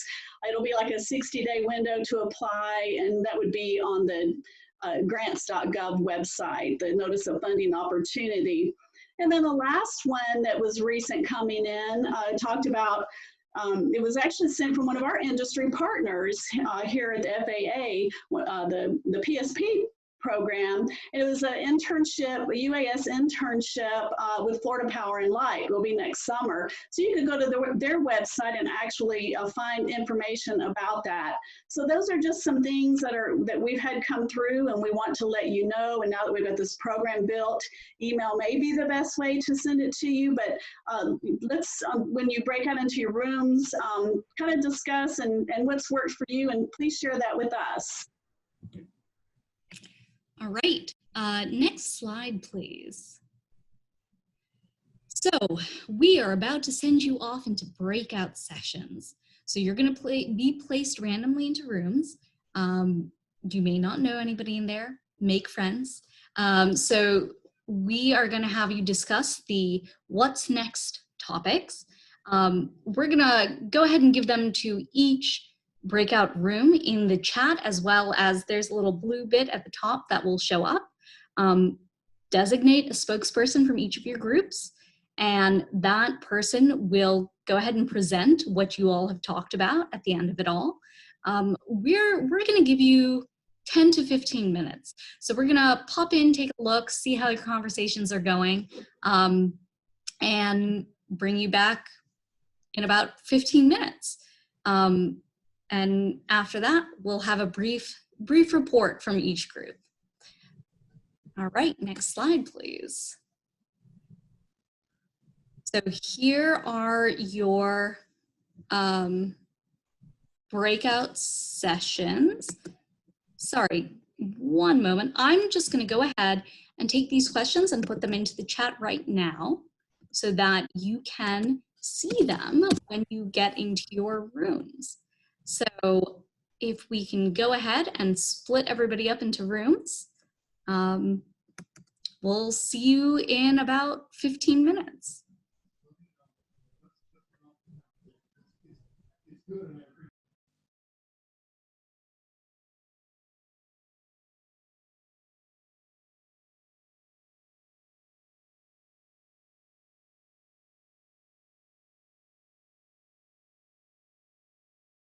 In a room with you, Diana, and a whole bunch. Donald, I saw you were active in the chat. Thank you very much. Really appreciate that. Thank you. Oh my goodness, I'm so happy to see faces with your names.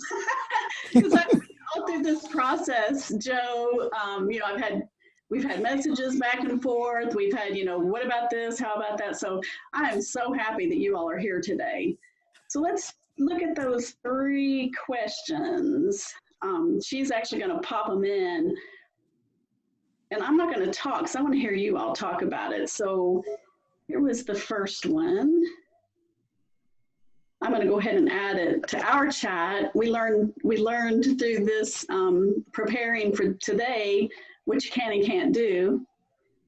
And when you're in your chat, it's only for us in this room. All right. Bear with us. If it wasn't for Diana and Alina and Danielle and everybody, we wouldn't be at this level of Zoom sophistication even. So we're usually focused on aviation. So this is fairly new for us. So what are some topics? And I've got my pen and paper out. You're all going to report. Who wants to be our spokesperson? Donald? Sure, I'd be happy to. Perfect. I know you had some chat discussion. And Diana, I'm not seeing the chat questions yet. Did you already say you put them up or no?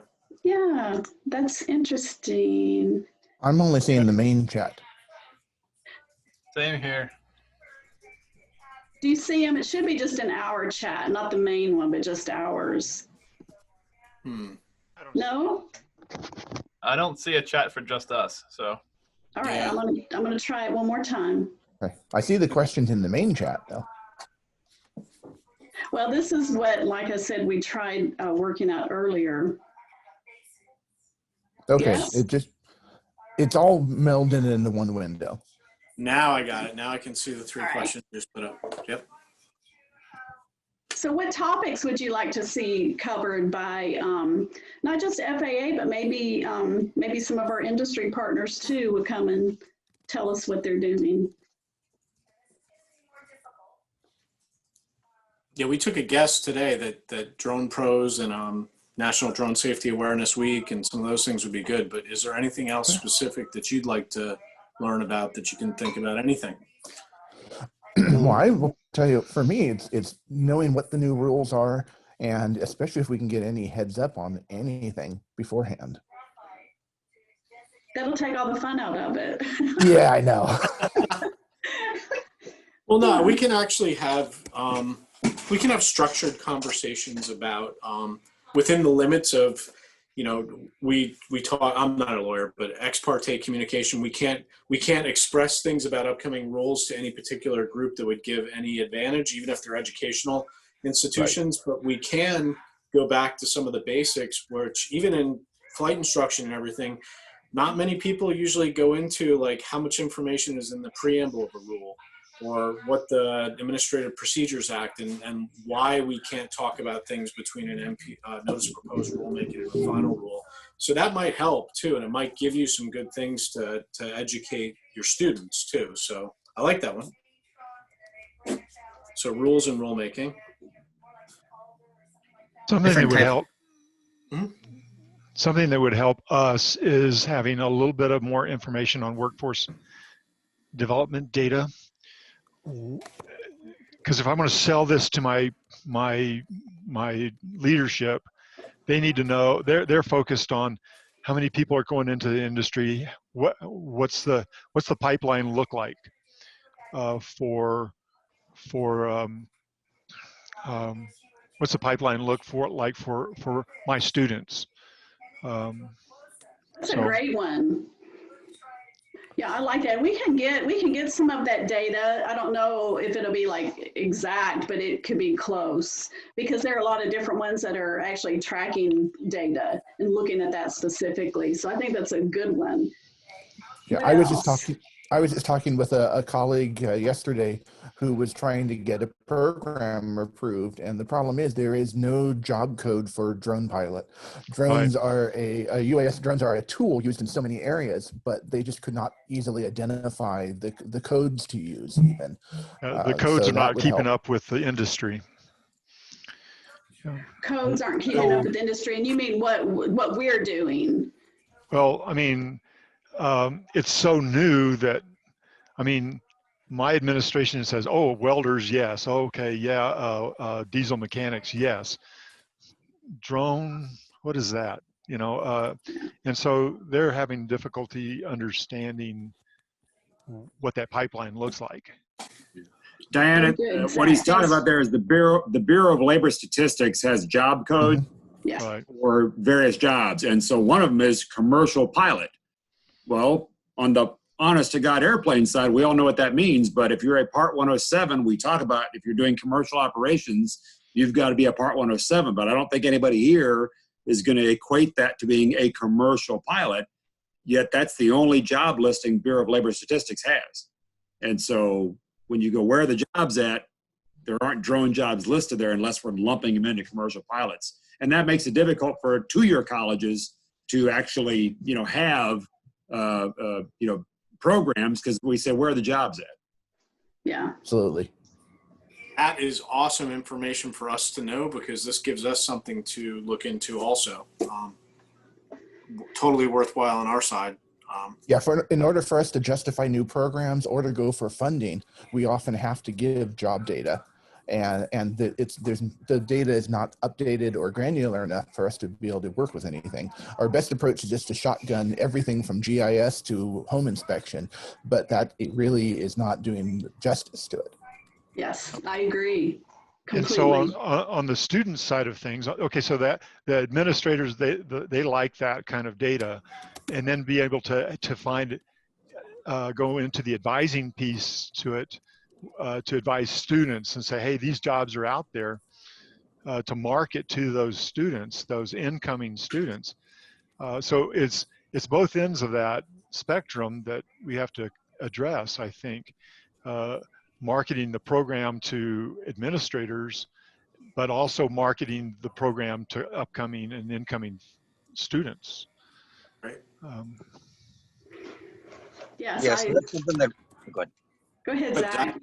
Oh, I was going to say that's something that we've been trying to address. So I'm with Northland Community and Technical College, but we also have the National Science Foundation Center of Excellence for Autonomous Technologies, so NCAT. And that's what we've ran into ourselves, and we've been trying to find a way to address it. So we're actually working with the research arm of St. Cloud State University and trying to find a way to quantify that in some way until those SIP codes get put in place. Okay, so this might be something, if we have this as a discussion, we're probably going to need some of your expertise and help to pull all the pieces together too. So we'll have to do some homework on this, Diana. And yeah, absolutely. Yeah.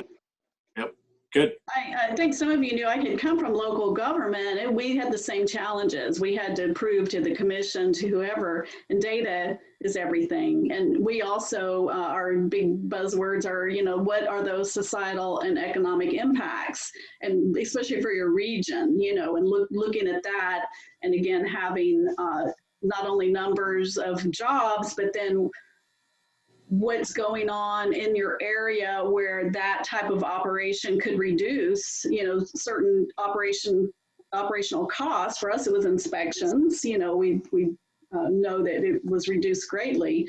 So let's move on to the next. How many are all of you with a 2-year? Who's with a 4-year school? I think we're all 2-year. So that's the consortium. How often would you like to see the consortium meet? Is one of the questions we wanted to talk about. Like biannually, quarterly? I think as frequently as there's good content.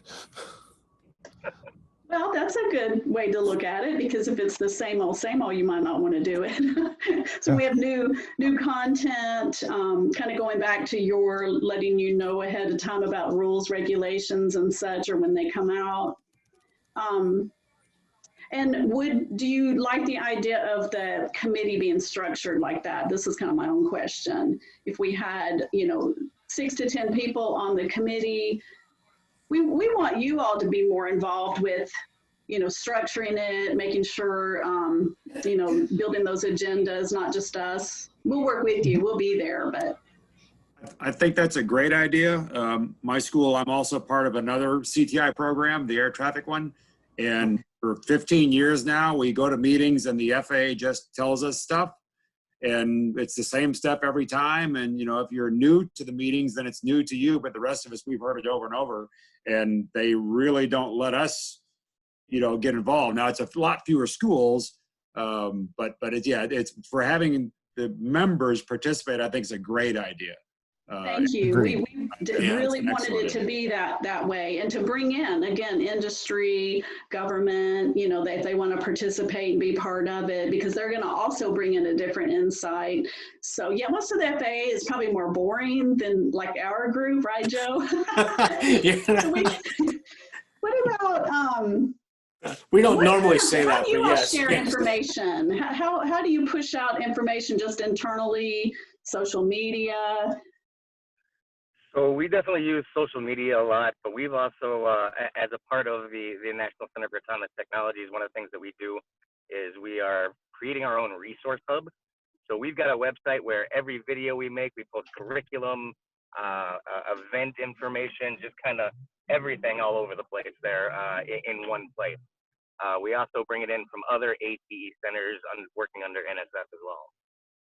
That's probably, if it was a website built in NSF, it probably had the funding behind it. I'm really hoping to find a way that, because we can put some things on social media, our communications group, they're great, but there's a lot we cannot. If you think about it, we can't promote any one this or that. And so even that job post that I talked about through FPL had FPL, not the person that's our partner, their main spokesperson, but FPL themselves. If they had tweeted it, we can retweet. That's something to know, that if your school were to tweet out or post something, we can repost, but it has to happen that way.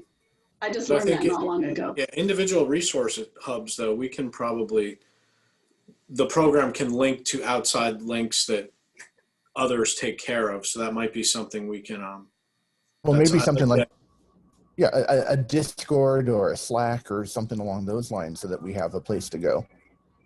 Okay. Yes, that we haven't quite figured that one out. Like the three things that I shared with you all, really important information. It's like I can, in the meantime, I will be sending that email, so email blast to the whole group, as well as the slides and a link to the recording once we have it. Again, a lot of this has been all really new to us using Zoom for this, so we'll figure out how to do that, and I'll make sure that you get that.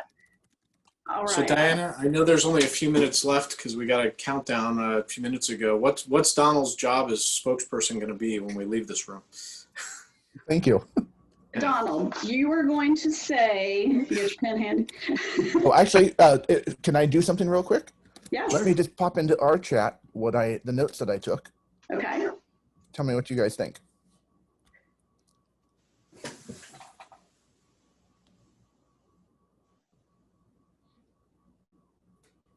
Yeah. I would like to throw in the link between industry and education is what skill sets are needed by the students when they come out of programs.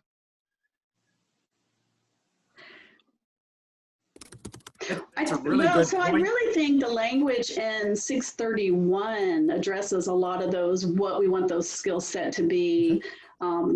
So what time do we have to leave now? 55 seconds. You got 60 seconds. Woo! Yeah, so, and I know that FPL, he was thrilled with this program because when he gets new employees, they have to go through a lot of training. That's teaching Florida them, Power and Light you're talking about, right? Florida Power and Light. Florida Power and Light. And so he was delighted with this program. They're the ones that are going to have the summer internship next summer. And so the skill set, just that they're experienced, that they're comfortable with flying, that they know what to do, right out of school. So look back to those training goals in the language. I think it's in our program document.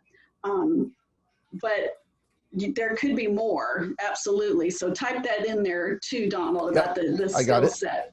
Yeah. Yep, We're all counting on you, Donald. Thank you. Thank you.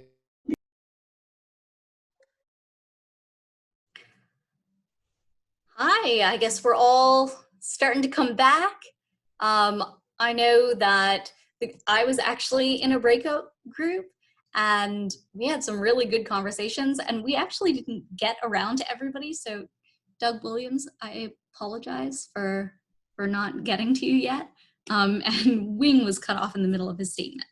So let's go ahead and keep this discussion going.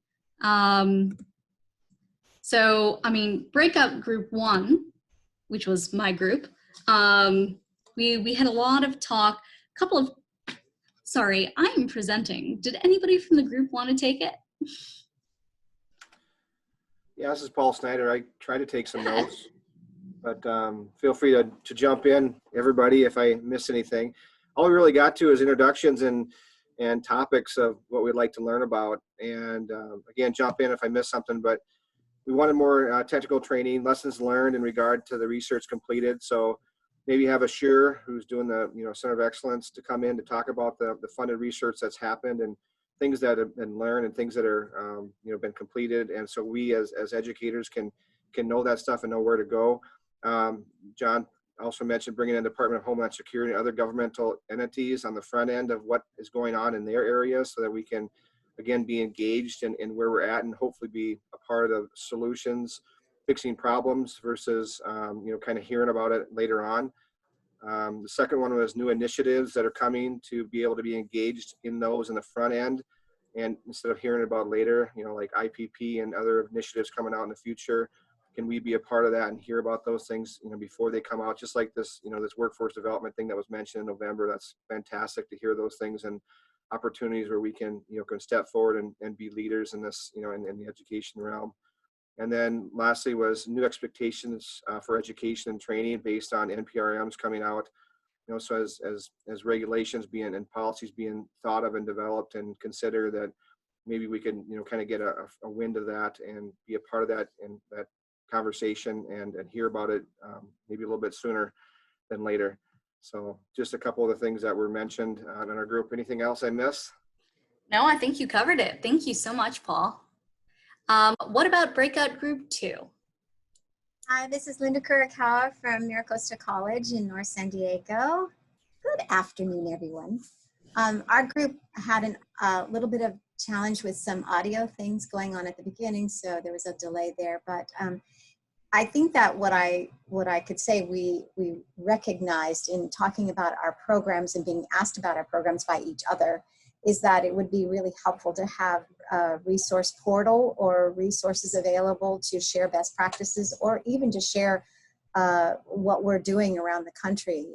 As we start programs, sometimes we flounder. As we have programs and we want to move in new directions, this is going to be a very changing landscape, if you will, over the next 10 years. And so finding out what other people are doing or ahead of the curve doing is going to be really helpful for those of us who are running programs. And I think that's a great way to encapsulate what our group talked about.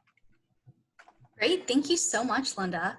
I think that's a fantastic idea. I already wrote down resource portal. I think that's brilliant.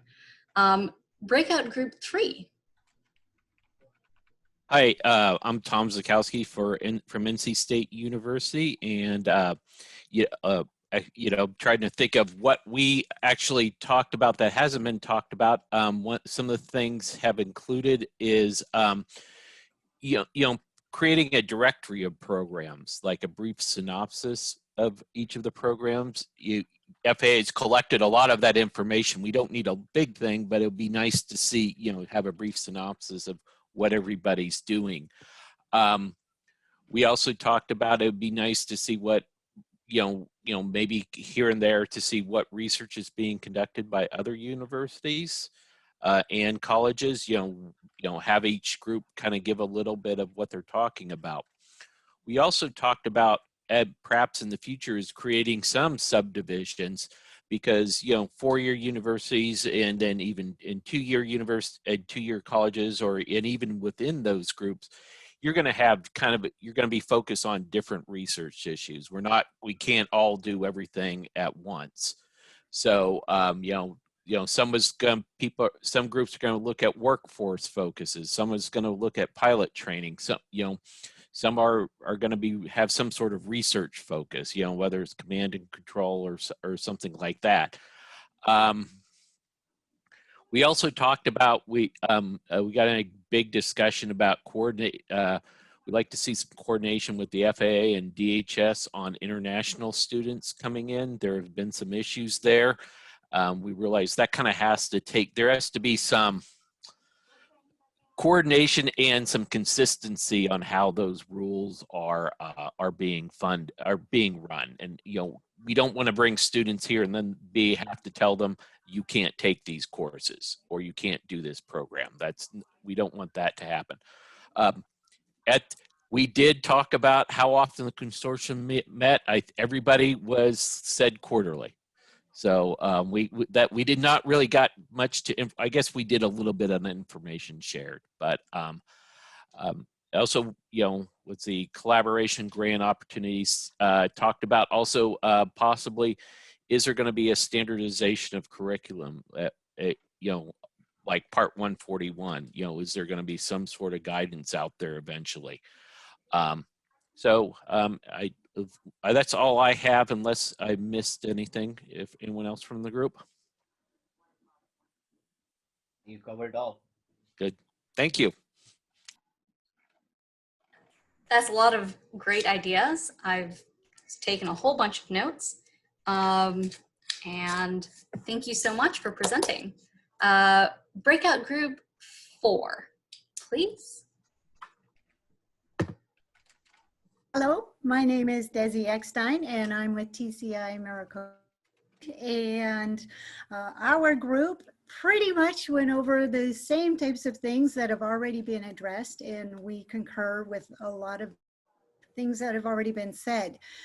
We would like to see that we have opportunities to be informed of the regulations and in a timely manner so that we would be able to present them in the curriculum that's being provided. Also, we would like to have maybe an opportunity to have input. We feel that there should be some influence on some of the decisions that are being made. We also agreed that we were liking the idea of going quarterly with the meetings, and that would be based on the academic school year as well. One of the things that actually came up was about having an opportunity to be a test examiner. So providing the opportunity to do the actual testing, because that is something that we're already qualified in. And so we were hoping to have maybe an opportunity for that. And then as far as the notifications, we would like to have more of a central compository of where all the materials could be found, and maybe be notified the materials are out there. Here's something new that's come up, maybe along the line of a visual as well as through email. Couple ideas. Did anybody else have anything from our group? I guess we're good. Pretty much covered a lot of the things that have already been said. Fantastic. Thank you so much. Right, and Alina, I was just going to break in to say, this is Joe. The group that I was in too, there seems to be a lot of interest in rules and giving some opinions here too. So we are going to take that to heart and figure out how we can do a get you more into what we do on our rulemaking process as far as educating you. We are going to be limited in what we can do as far as taking specific advice, because this isn't a federal advisory committee that's being set up here. And we also just have to be very careful. I'm not an attorney, but we can definitely educate you on the procedures and get you up to date on upcoming things that are in the docket already. But we're going to have to be careful on how we talk about some of those things, because we can't go too far into that. But we will definitely take this to heart, because I've heard it at least 3 times now. So this is great. Thank you. Thank you so much, Joe. Yep. And that is an important point. This is not a federal advisory committee of any kind. So let's see. That was breakout group 4. We've got breakout group 5. Or was that Joe's group? No, I think that was 3. Did we do 4 yet? I could be wrong. I was 4. You were 4? Okay, so yeah, right. 5. Who's 5? It must have been our group, Joe. I might have been 5. I don't know what number we were, to be honest. Benjamin, we were 5. And okay, go ahead. We should, what do my notes say? We should make Patrick report since he was the designated shill. But we talked about some of the items. We introduced ourselves, took a look at sort of the wide spectrum of participation. We have a couple of people in our group have full aviation programs to which we're adding UAS. There are a couple of people who got into UAS as part of something else, either agriculture or another discipline, and some of them have had good success and some of them have had a rocky road. So I think that sort of emphasizes that the whole CTI group is going to have to address a very wide spectrum of both the capabilities and the challenges of the participants. Great. What did I miss?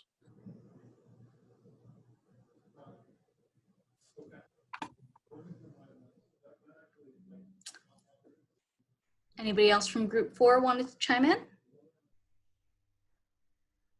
Okay, moving right along to group. I'm sorry, I was muted. Oh.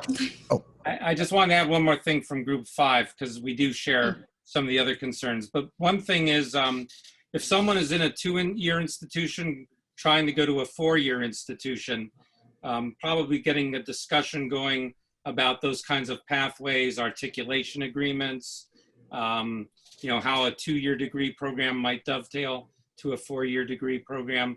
Those kinds of conversations might be helpful to provide people a smooth pathway toward, you know, getting through a program, potentially getting a 4-year degree.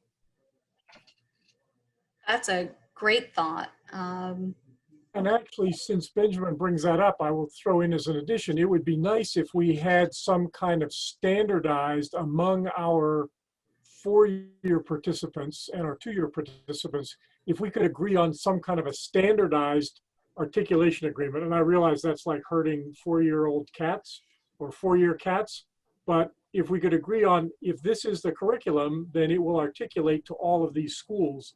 That would be a very good thing, even just for individual courses.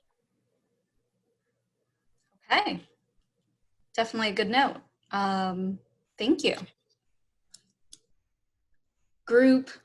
So that was group 5, and group 6. Yeah, hello. We got so busy we didn't even stop to introduce ourselves. We just jumped right in. So, just dove right in. In addition to rules, which Joe mentioned, we would also like to address workforce related issues. For example, there are no Bureau of Labor Statistics codes for UAS related, and for 2-year schools especially, our funding, our program approval, so many things are based off of being able to represent job data. And right now there is no job data for drone pilots or anything related to that. So it's very difficult to have any sort of data backing that up. It's also difficult to, without that type of job data, to market our programs to students. When they ask what kind of jobs can we get with this, we don't have any hard data to point to. So that makes it very difficult. And kind of on the flip side of that, we'd also like to discuss what skill sets industry are really looking for from people going through UAS programs. As far as how often should the consortium meet, we didn't pick an exact time frame. We said as frequently as there's need or something good to talk about.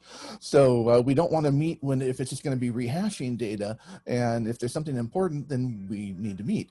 We also really wanted to push the fact that there needs to be a lot of good collaboration. Nothing personal, FAA folks, but we don't want to just hear from you.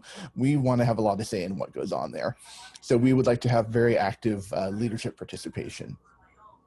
And then as far as having information shared, of course, social media is great, email is great, but perhaps some sort of repository using a tool like Slack or Discord or some other tool where we have the ability for all of us to add information about programs, courses, jobs, whatever, some sort of a big clearinghouse that way.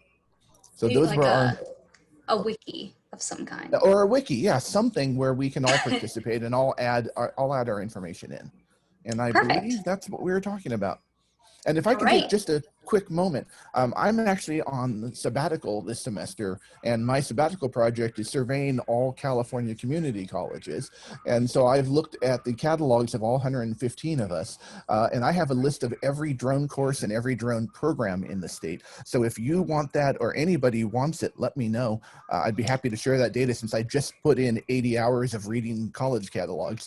I'd love to share that. That would be wonderful. Yes, we would absolutely love to collaborate with you on that. Yeah. Okay, terrific. I'll get in touch with you on that. Thank you. Elena? Yes. This is Art. Can I say something real quick in response to something that Don said? And I didn't get it from what Don said, but when I started my program in 2017, one of the first things that I did was I created an industry advisory council, and many of you may have done that. And we had an overwhelming response here in Las Vegas. I invited people from the industry. I invited people from the piloted industry. I invited all of the first responders in the city, anybody that had an interest or a buy-in.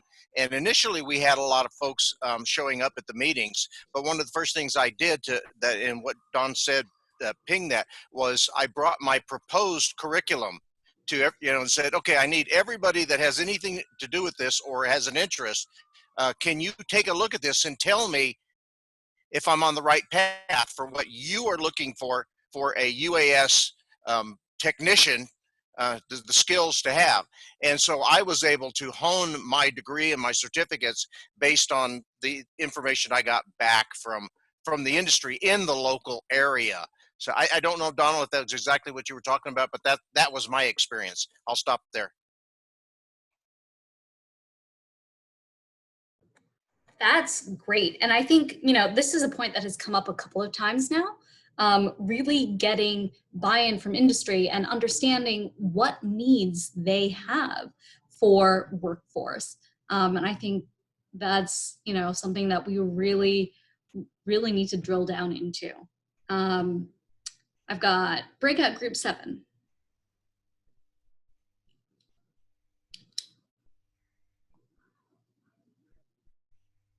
Was there anybody in Breakout Group 7? So again, if nobody's showing up, saying anything, it could be mine. I didn't know what room we were. I don't know if we had a technical difficulty or if everybody was just taking a quick break, but we weren't able to get a conversation going in our room. We weren't able to hear anyone. So I did all the talking. Nobody needs to hear from me anymore. So hopefully we'll circle back in with that group. All right, Breakout Group 8.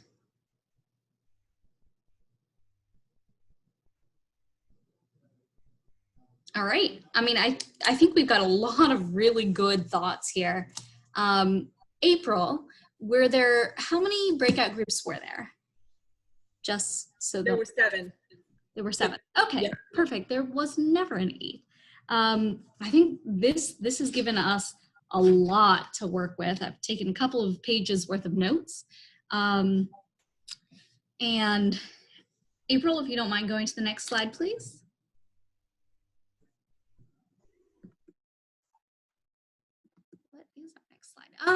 Yes, so we actually have a couple of folks who are here from our AVS STEM program. I believe they are from AVS ED. And if there's anybody here from AVSET. Yeah, there were a few that were attending today. And this slide is actually pointing to, and it's on our site, where possibility of internships working within the FAA, and it doesn't have to always be just UAS or any other area of aviation, but have your students always check it out because we'd love for them to come and join us. Great. So we are a little bit over time. So if you have a hard stop, please go ahead. And this is really the end of the presentation. But if you want to stay on, we're having a really great discussion. Diana and I certainly will be here for a while. I know there will be others. If you've got more questions or just want to talk to other folks who are in the same position as you or similar. Thank you so much for attending. We really, really appreciated all of your input, all of your questions, and thank you so much for helping us make this a really fantastic program.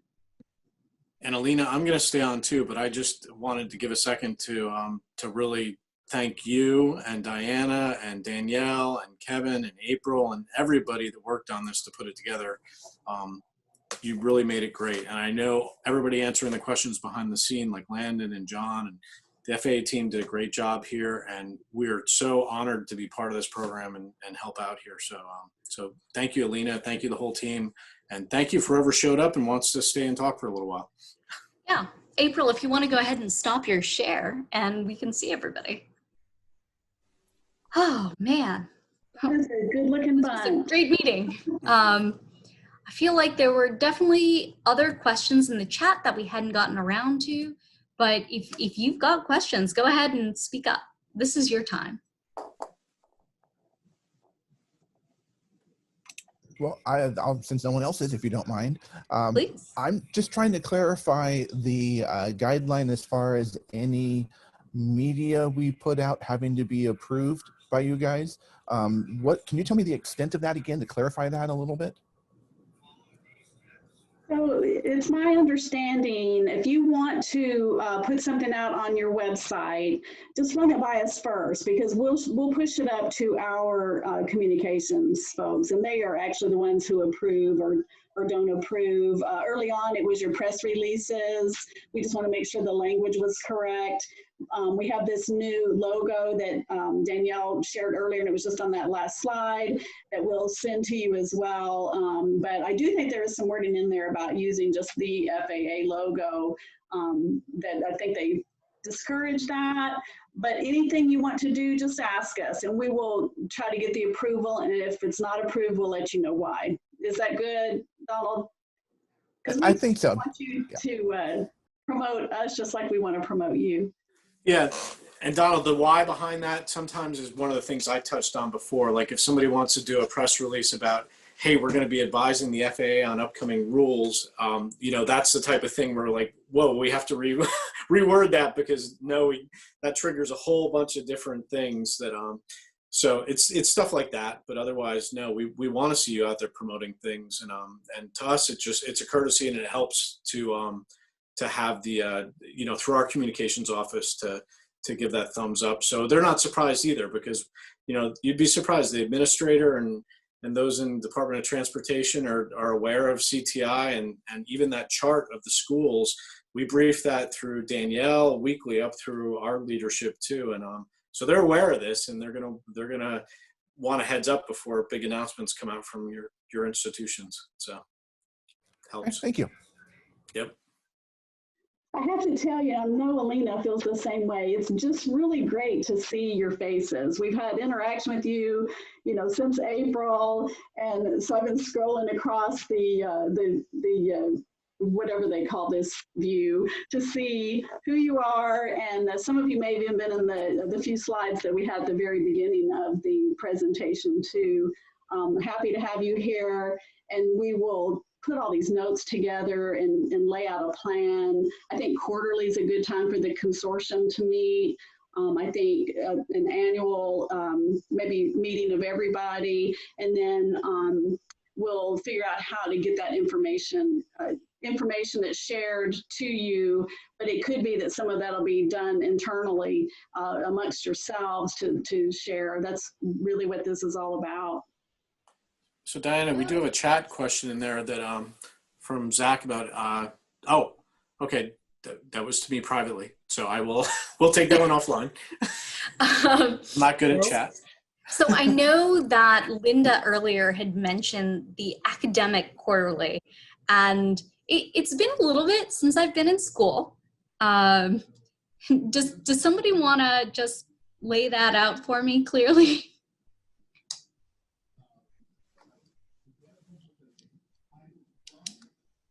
Anyone, truly.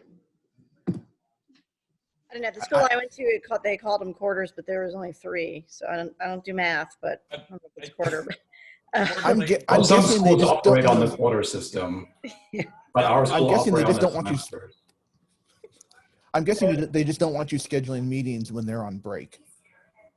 Okay. No, I think we were talking, or I always go by, because we have to report financial stuff is by, you know, the same as businesses have quarters. You know, that's where. Okay. And it's just kind of like every 3 months. You know, it's kind of like it's not every other month. But it's, you know, okay, 4 times a year. Joe, presumably you don't have an issue with us just claiming that we're an FAA UAS-CTI school. No. Okay. No, and that's fine. I mean, we would be embarrassed to claim that we were advising the FAA because we know how the FAA works. I think the only weird territory there is the insinuation that the curriculum is approved by the FAA, which it is not. So you are a member of this program, but the curriculum is not approved. So somebody talked earlier about 141s. You know, that's like a approval of a curriculum, and we're not there yet. Well, and I have to keep explaining that internally is that no, this is to connect primarily, I guess for us anyway, this is to connect with other people, that the FAA is not sticking their fingers in our internal operations until they do develop definite standards for this, and then we'll meet them the same way we meet Part 61 and Part 141, and someday Part 147, we hope. Yeah, so it's a great comment. We do not want to stick our fingers into it. Honestly, we want to just be proactive and open up this conversation because we've already learned a lot today with, and it's good. And we do want to get to the phase. We had a comment in our group that the traditional CTI for controllers is a lot more of the FAA kind of talking to industry. And we really want to try to shape this so that we're listening more than we're talking. I know today was a kickoff, so we wanted to break the ice, but no, we're hoping to learn as much from you as we can share also. So thank you, Tim. And I got to ask where the outside view of the simulator or the picture you're looking at there is, your background. I'm not sure where the outside view is. It's the inside of a de Havilland Dash 7, which is one of my favorites. Okay, awesome, very cool. It is unfortunately not live. I would, if I had one of those, I have to promise you I would not really be, I would not be here. I would be more concerned about you facing the wrong direction if it was live. Well, we took the jump seat out, so that was the trick. Very cool. Thank you. I'm wondering, has the FAA developed the annual questionnaire that participants are supposed to submit? And if there's a plan to involve the participants in crafting that, if it hasn't been developed yet? We have crafted it. It's going to be similar to the initial questionnaire that you have. However, if you've got thoughts, you know, we have created this program, but it's like Joe was saying, it's not for the FAA to go ahead and stick our fingers in all of your programs and make them what we want. It's more for us to listen to you and be able to help you network and connect. So what would you like to see in the question? Yeah, so just like what we heard, I mean, just not so long ago, one of the things that people want to see is the curriculum, or having a standardized curriculum, or some suggestion of what a standardized curriculum may look like. So if in the annual questionnaire, you ask the participants what they're teaching in their classes, and then kind of compare and contrast across the curriculum from different programs, that may help guide new schools into figuring out what classes do they need for a certificate at a 2-year college versus a university, maybe. Yeah, that's a good suggestion. Are there other suggestions for what you would like to know in an annual questionnaire? I kind of want to take it to the other aspect. Is there a way that we can get the aggregated information that you collected from everybody who's applied? So de-identified? Well, I will let Diana answer that question.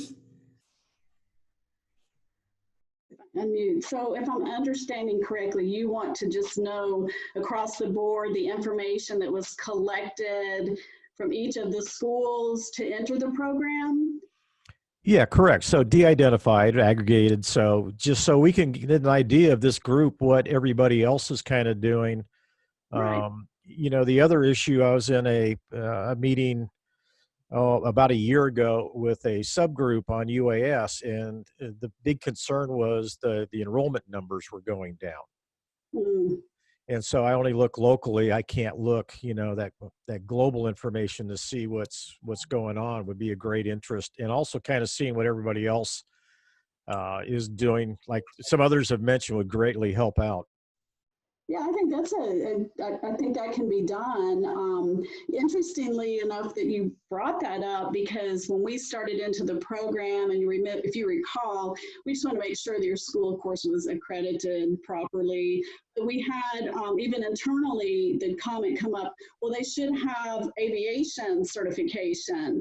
And I immediately knew that that was not a road we wanted to go down, because even the program that I worked with was GIS based. It was, Geographic Information Systems mapping, and earlier agriculture was brought up. We've some of the programs fall. What are some of the other ones, Alina, do you recall? Can I chime in real quick? Yes, absolutely. So just to say, we were really pleased to see the different areas where UAS are being used. Yeah, I mentioned my sabbatical project. Just looking at California community colleges, there are the departments in which drone courses. These are the departments, not necessarily the number of schools, but these are the departments in which drone-related courses are being taught in California community colleges, and you can get an idea of the variability. Data is beautiful. Yeah, data is wonderful, isn't it? Nobody can fault a good pie chart. But so you can see aviation or aeronautics is a big one, but it's only a small chunk overall of where everybody is teaching. And again, this is just California community colleges. So but it's still, 115 of us. So it's a decent number. Wow, I'm very excited to take a look at your data and just your methodology.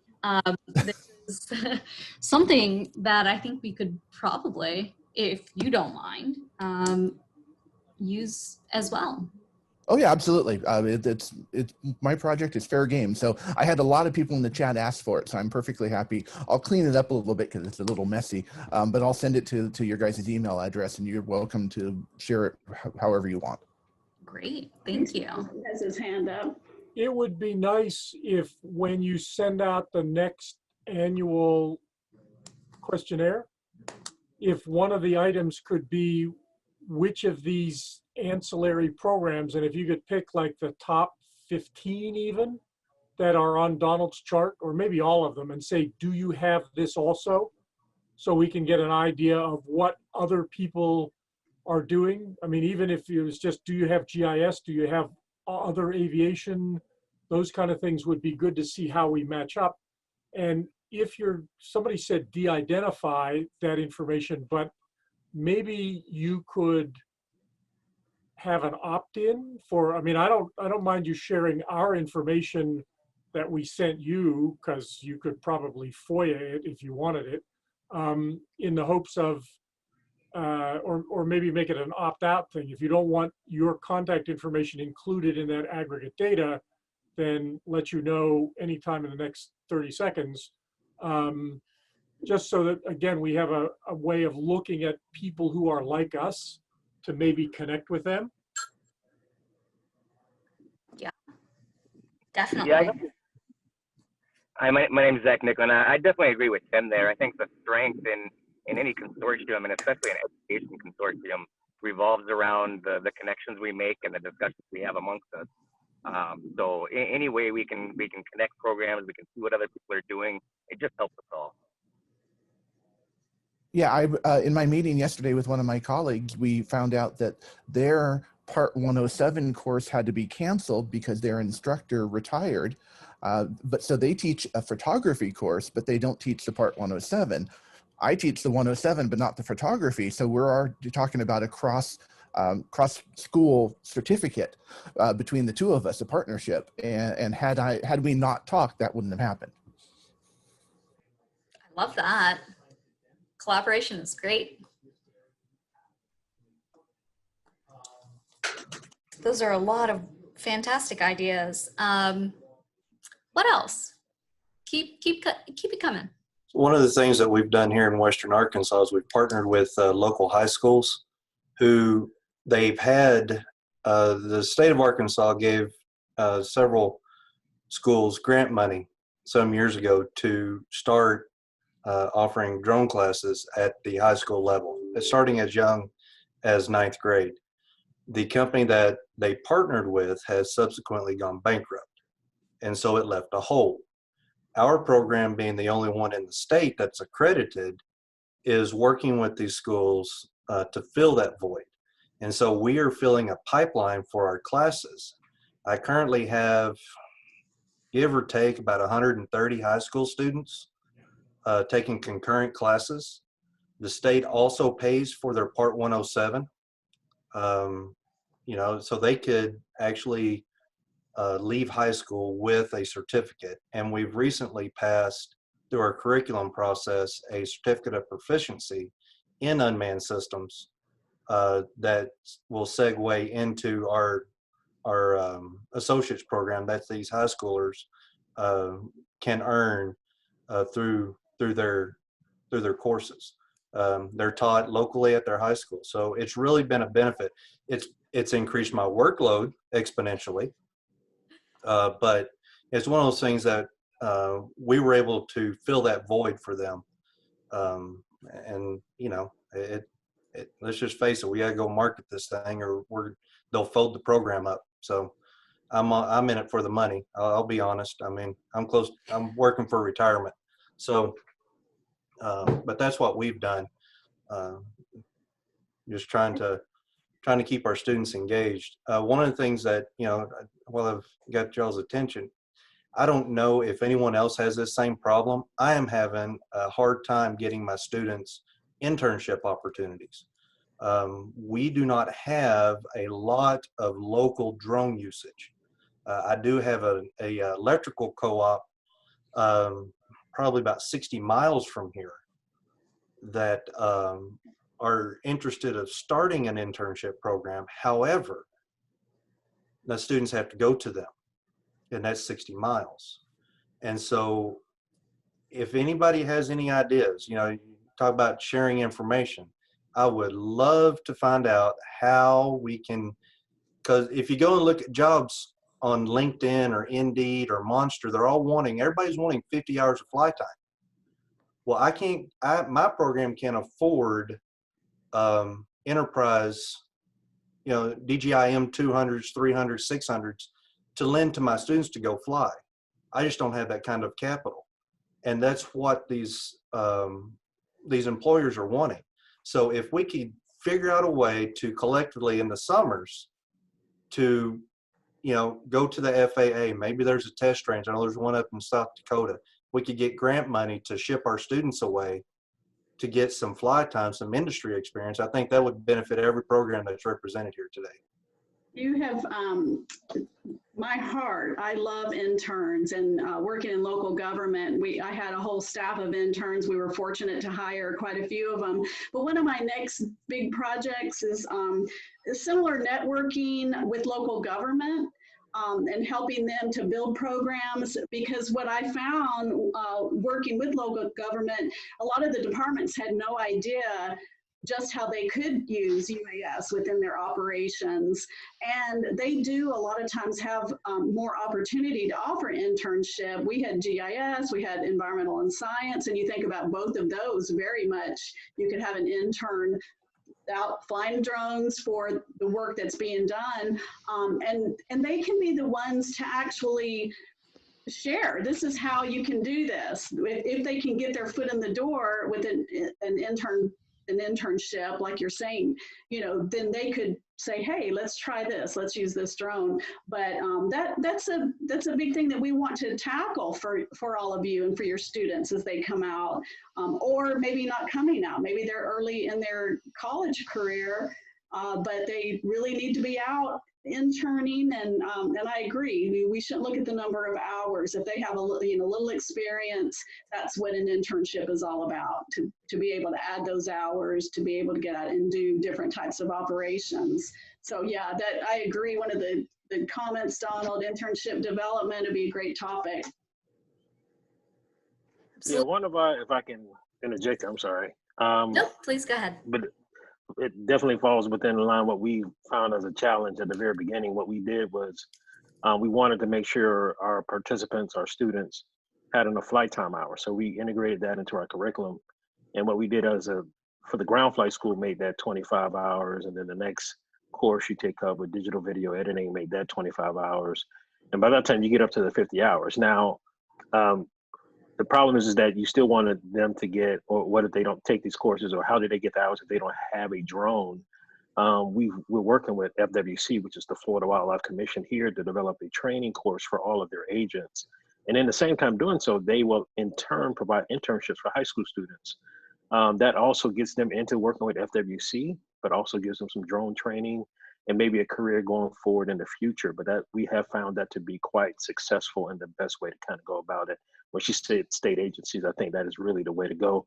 Or maybe even an energy company that may be in your area, you can try to work with them to get some internships started for your students, and that'll help them with the flight time.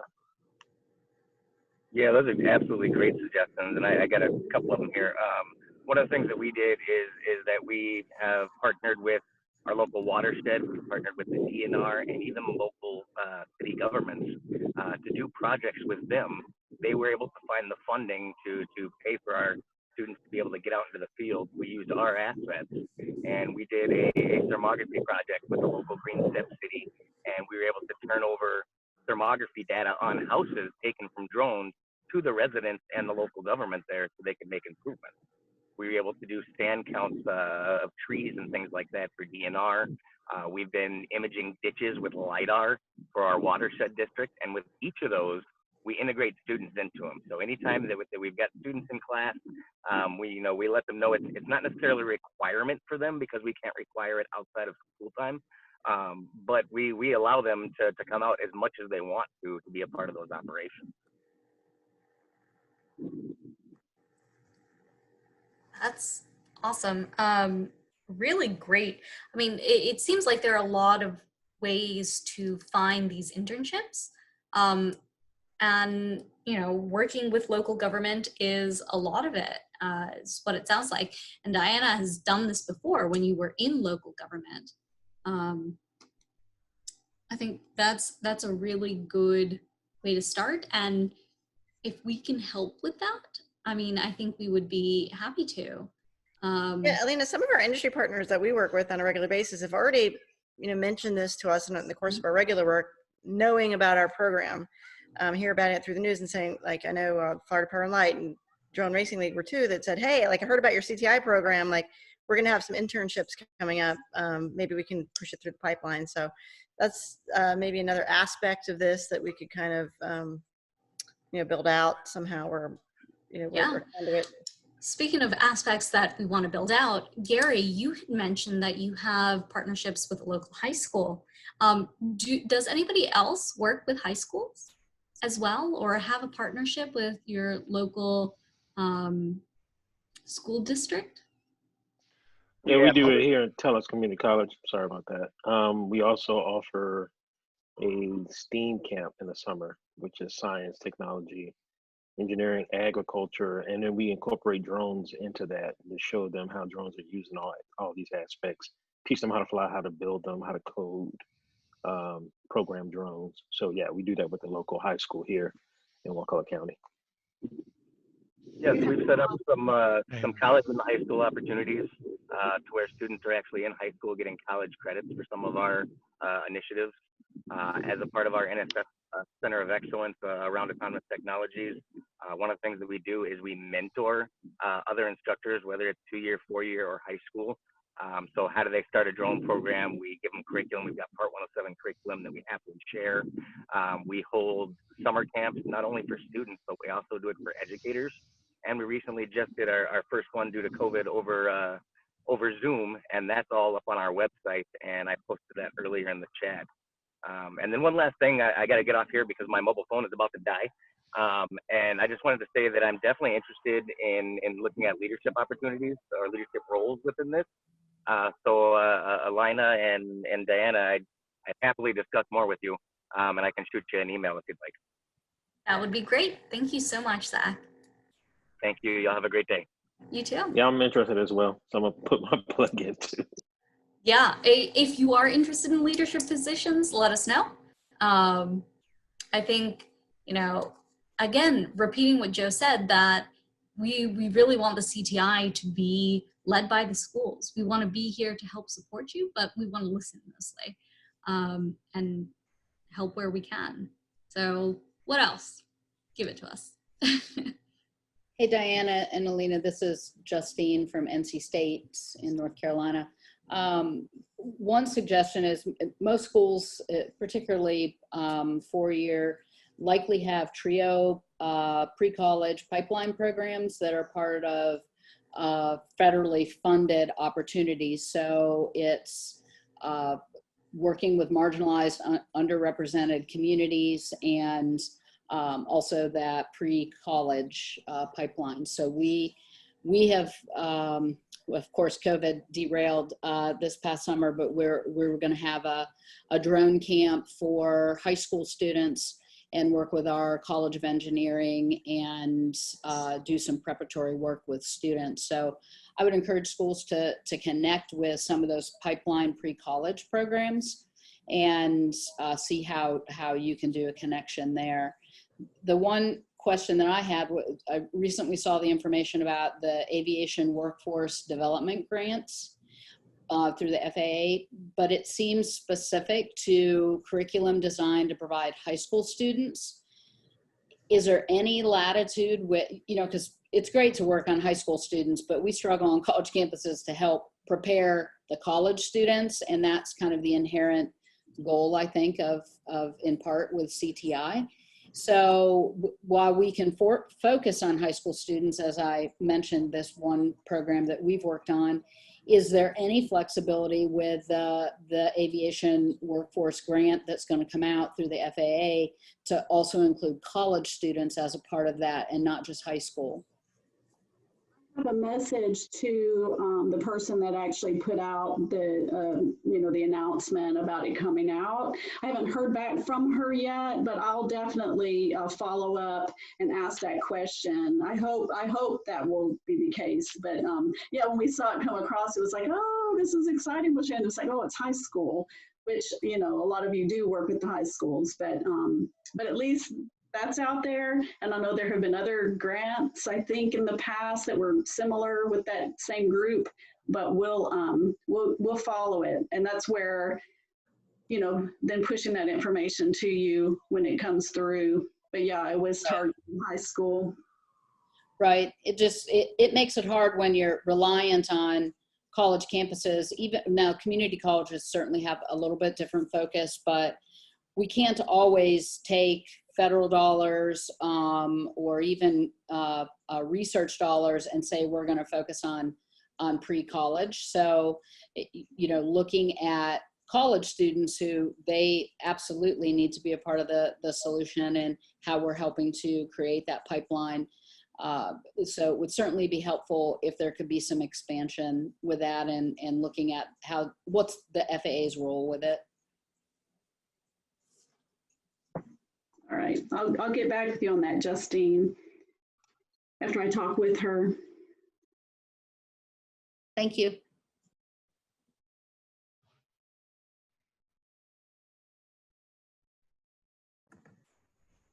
Things seem to be dwindling down a little. Are there other questions? along the lines of what Justine was just mentioning, there are AMP grants that focus on providing STEM training to minorities, whether it's a Hispanic, providing an HSI, whatever, I can't remember the acronym, Hispanic serving institutions. There's others like that, and I think that should be a focus, but not we should pay attention to it. That's all, I guess all I'm saying.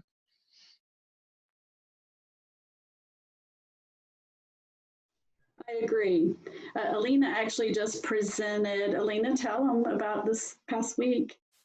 You got to put a plug in. So I did a small presentation as part of the White House HBCU initiative this week. So we currently have 2 HBCUs that are part of the CTI. I know that there is a third that did apply, so I'm hoping that we'll also get some more who will be part of our cohort.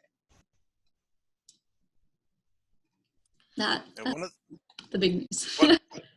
One of the things that that we've just recently found out about here in Nevada is we've got Senator Cortez Masto interested in our program here, and we've been working with her off. She's really interested in getting our MOU finalized. We ran into a few stumbling blocks, and I let you guys know that, but I think it's progressing now. And the College of Southern Nevada is the state of Nevada's largest HSI, MSI college for the state. So much so that when I first started the program, I had some guy out on the East Coast bringing me money program, and it was primarily HSI related, and he created a scholarship with several thousands of dollars specifically for UAS and specifically for HSI. So we've got a huge interest at the state and national level on the College of Southern Nevada making this happen. And yeah, we're so definitely some aware things of Senator Mastow's interest in UAS, and I think that's fantastic that she's so involved. And your MOU should be to you soon. They've had to, a little bit of back and forth with, I guess it was your legal department. And so we'll have that to you soon.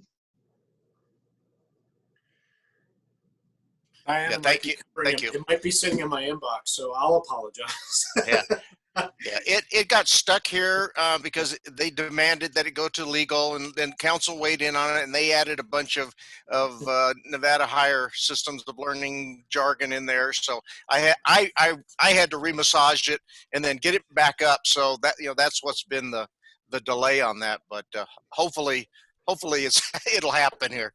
It had, you were an original one too, I believe, and so it had, we had not addressed one of the MOUs that came back to us had the FERPA language, which we do not collect any student information at all. They were not going to collect it. We don't know what we're going to be dealing with you all, the POCs, the instructors. So we had added a brief line, and I'll probably go back and have to just put that in there. But that was one of the things that popped up from the legal team. Perfect. Thank you.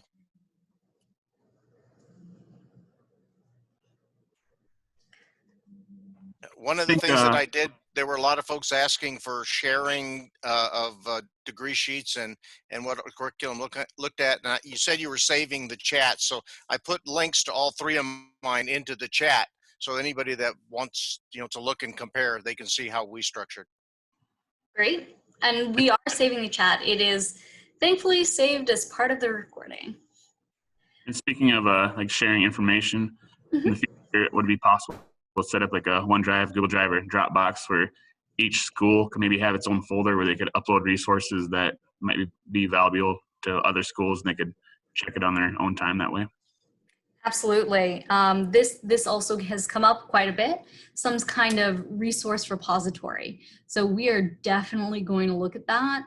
That's going to be one of the big items on our list following this I meeting. had thought about OneDrive, but there may be some limitations on our side, you know, being the FAA, but we'll explore that because that is a good place for putting information since it's out in the cloud. Yeah, I think there are some limits as far as amount of stuff that we can have on our OneDrives with the FAA, but we're going to double check. And I know that the AT-CTI uses Huddle, so we're also going to look into that as well. Yeah, I was just about to add in. So I'm on that, and we do use Huddle. Now we don't share anything amongst ourselves. So Huddle is only for the FAA to share with us curriculum, things of that nature. So I think a OneDrive or something like that would be open where people could share different things amongst themselves. Huddle is great for receiving, again, receiving, not sharing. But it's also extremely it's a pain in the butt. We get a lot of people, I can't log in, I have to reset my password. It's got a lot of security stuff, which is great, you know, for you guys to put up on the cloud, but it is difficult for us as users to get into. So again, I understand that's your thing, but yeah, I'll throw this out. A OneDrive or a Dropbox would be more friendly for folks to share amongst themselves. I'll throw this out, and it could be incorrect, so Joe, you can yell at me later.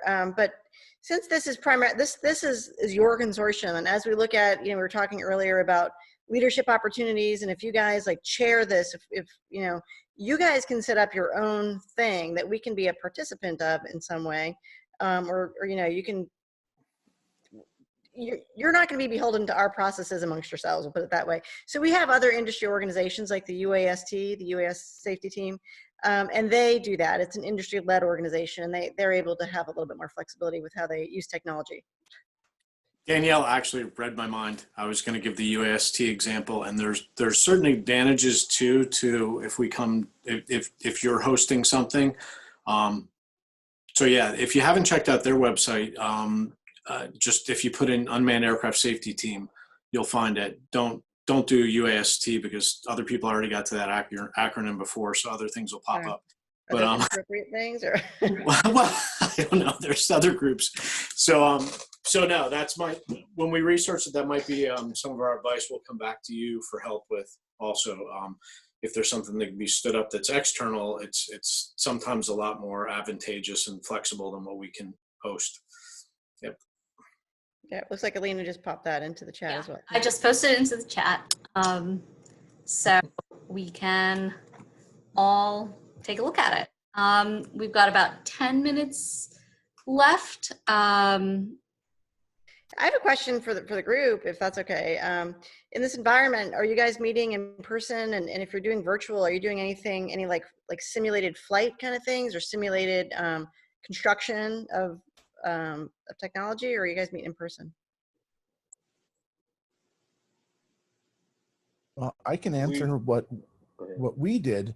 In the spring, we had to go instantly online, and I actually loaned drones to my students so they could continue flying to finish the course, which was a scary proposition, but fortunately everything came back in the right number of pieces, both the students and the drones, so yay.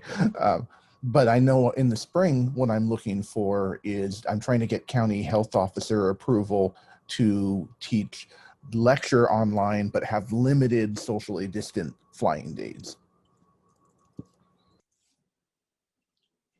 At NC State, we have a blend of being in person. So we have a 5G, the 5G research grants with the National Science Foundation. So we are doing flying in person weekly, although the weather hasn't cooperated the last couple Fridays. So we do have in person because we're a part of that research project. And we are doing research in person on campus. Although all of our classes for undergraduates are virtual for the rest of the semester, but our graduate classes are, there are some that are in person. So it's probably more virtual types of things, but we are doing in-person flying. Cool, thank you. All of our classes are online except the UAS flight lab. So the lecture portion of that is remote. The flight lab is socially distanced, face-to-face. Our aviation flight labs are face to face because we haven't figured out how to do that in the airplane yet. And all of the other courses, the entire rest of the campus is remote except our culinary labs and our nursing labs. And that seems to be working out so far. We have a good caretaking custodial staff and procedures for keeping everybody careful coming on campus. You have to fill out a form that swears that you meet all of the fairly strict CDC requirements for the last 14 days. So far we have been lucky. Great.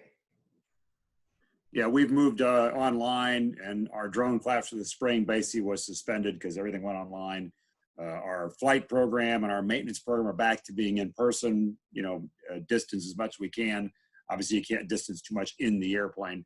But for the drone stuff, we'll come back in the spring, and try to pick that up. So some of those students are basically kind of, mostly done with their course. They've got a grade, but they still need to do some of the projects.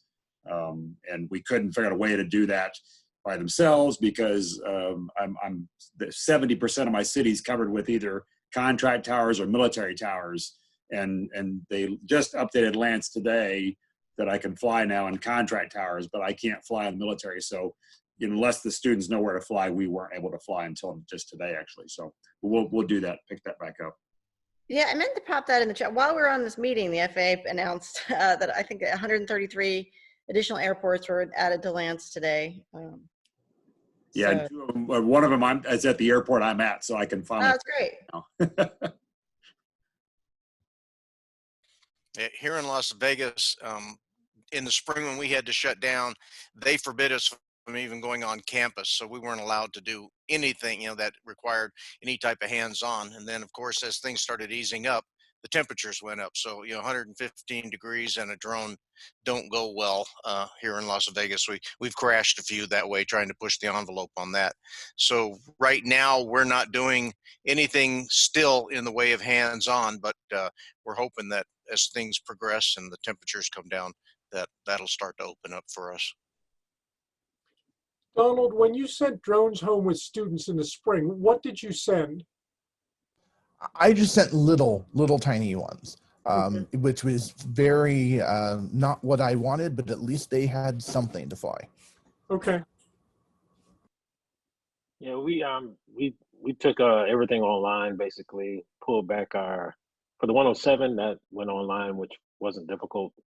But our flying training class, we have Sparks and we have Telos, and I've been trying to figure out a way to bring that back online because of the liability. I think everybody is concerned about that. But starting in the spring, we hope to bring that back and be able to do a hybrid sort of course where we may actually loan some drones out, but it'll be, again, small drones, like what he's saying, like the Telos, for them to be able to practice on.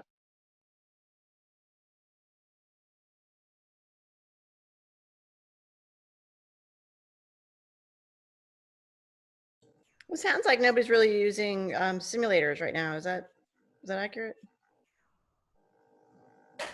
We haven't found one that is cross-platform and affordable. Yeah. Okay. Interesting. We are a little bit in our intro to UAS course. They have about 6 or 7 lessons, and we use a software cost. Affordable might be the question. It's Simlat software. It's an Israeli company, and so we've been doing some simulation via online for that course, which it used to be in person. So we want to expand that to different avenues as well. But we're offering it to about 500 students a year, so it kind of helps to separate the cost a little bit. Cool.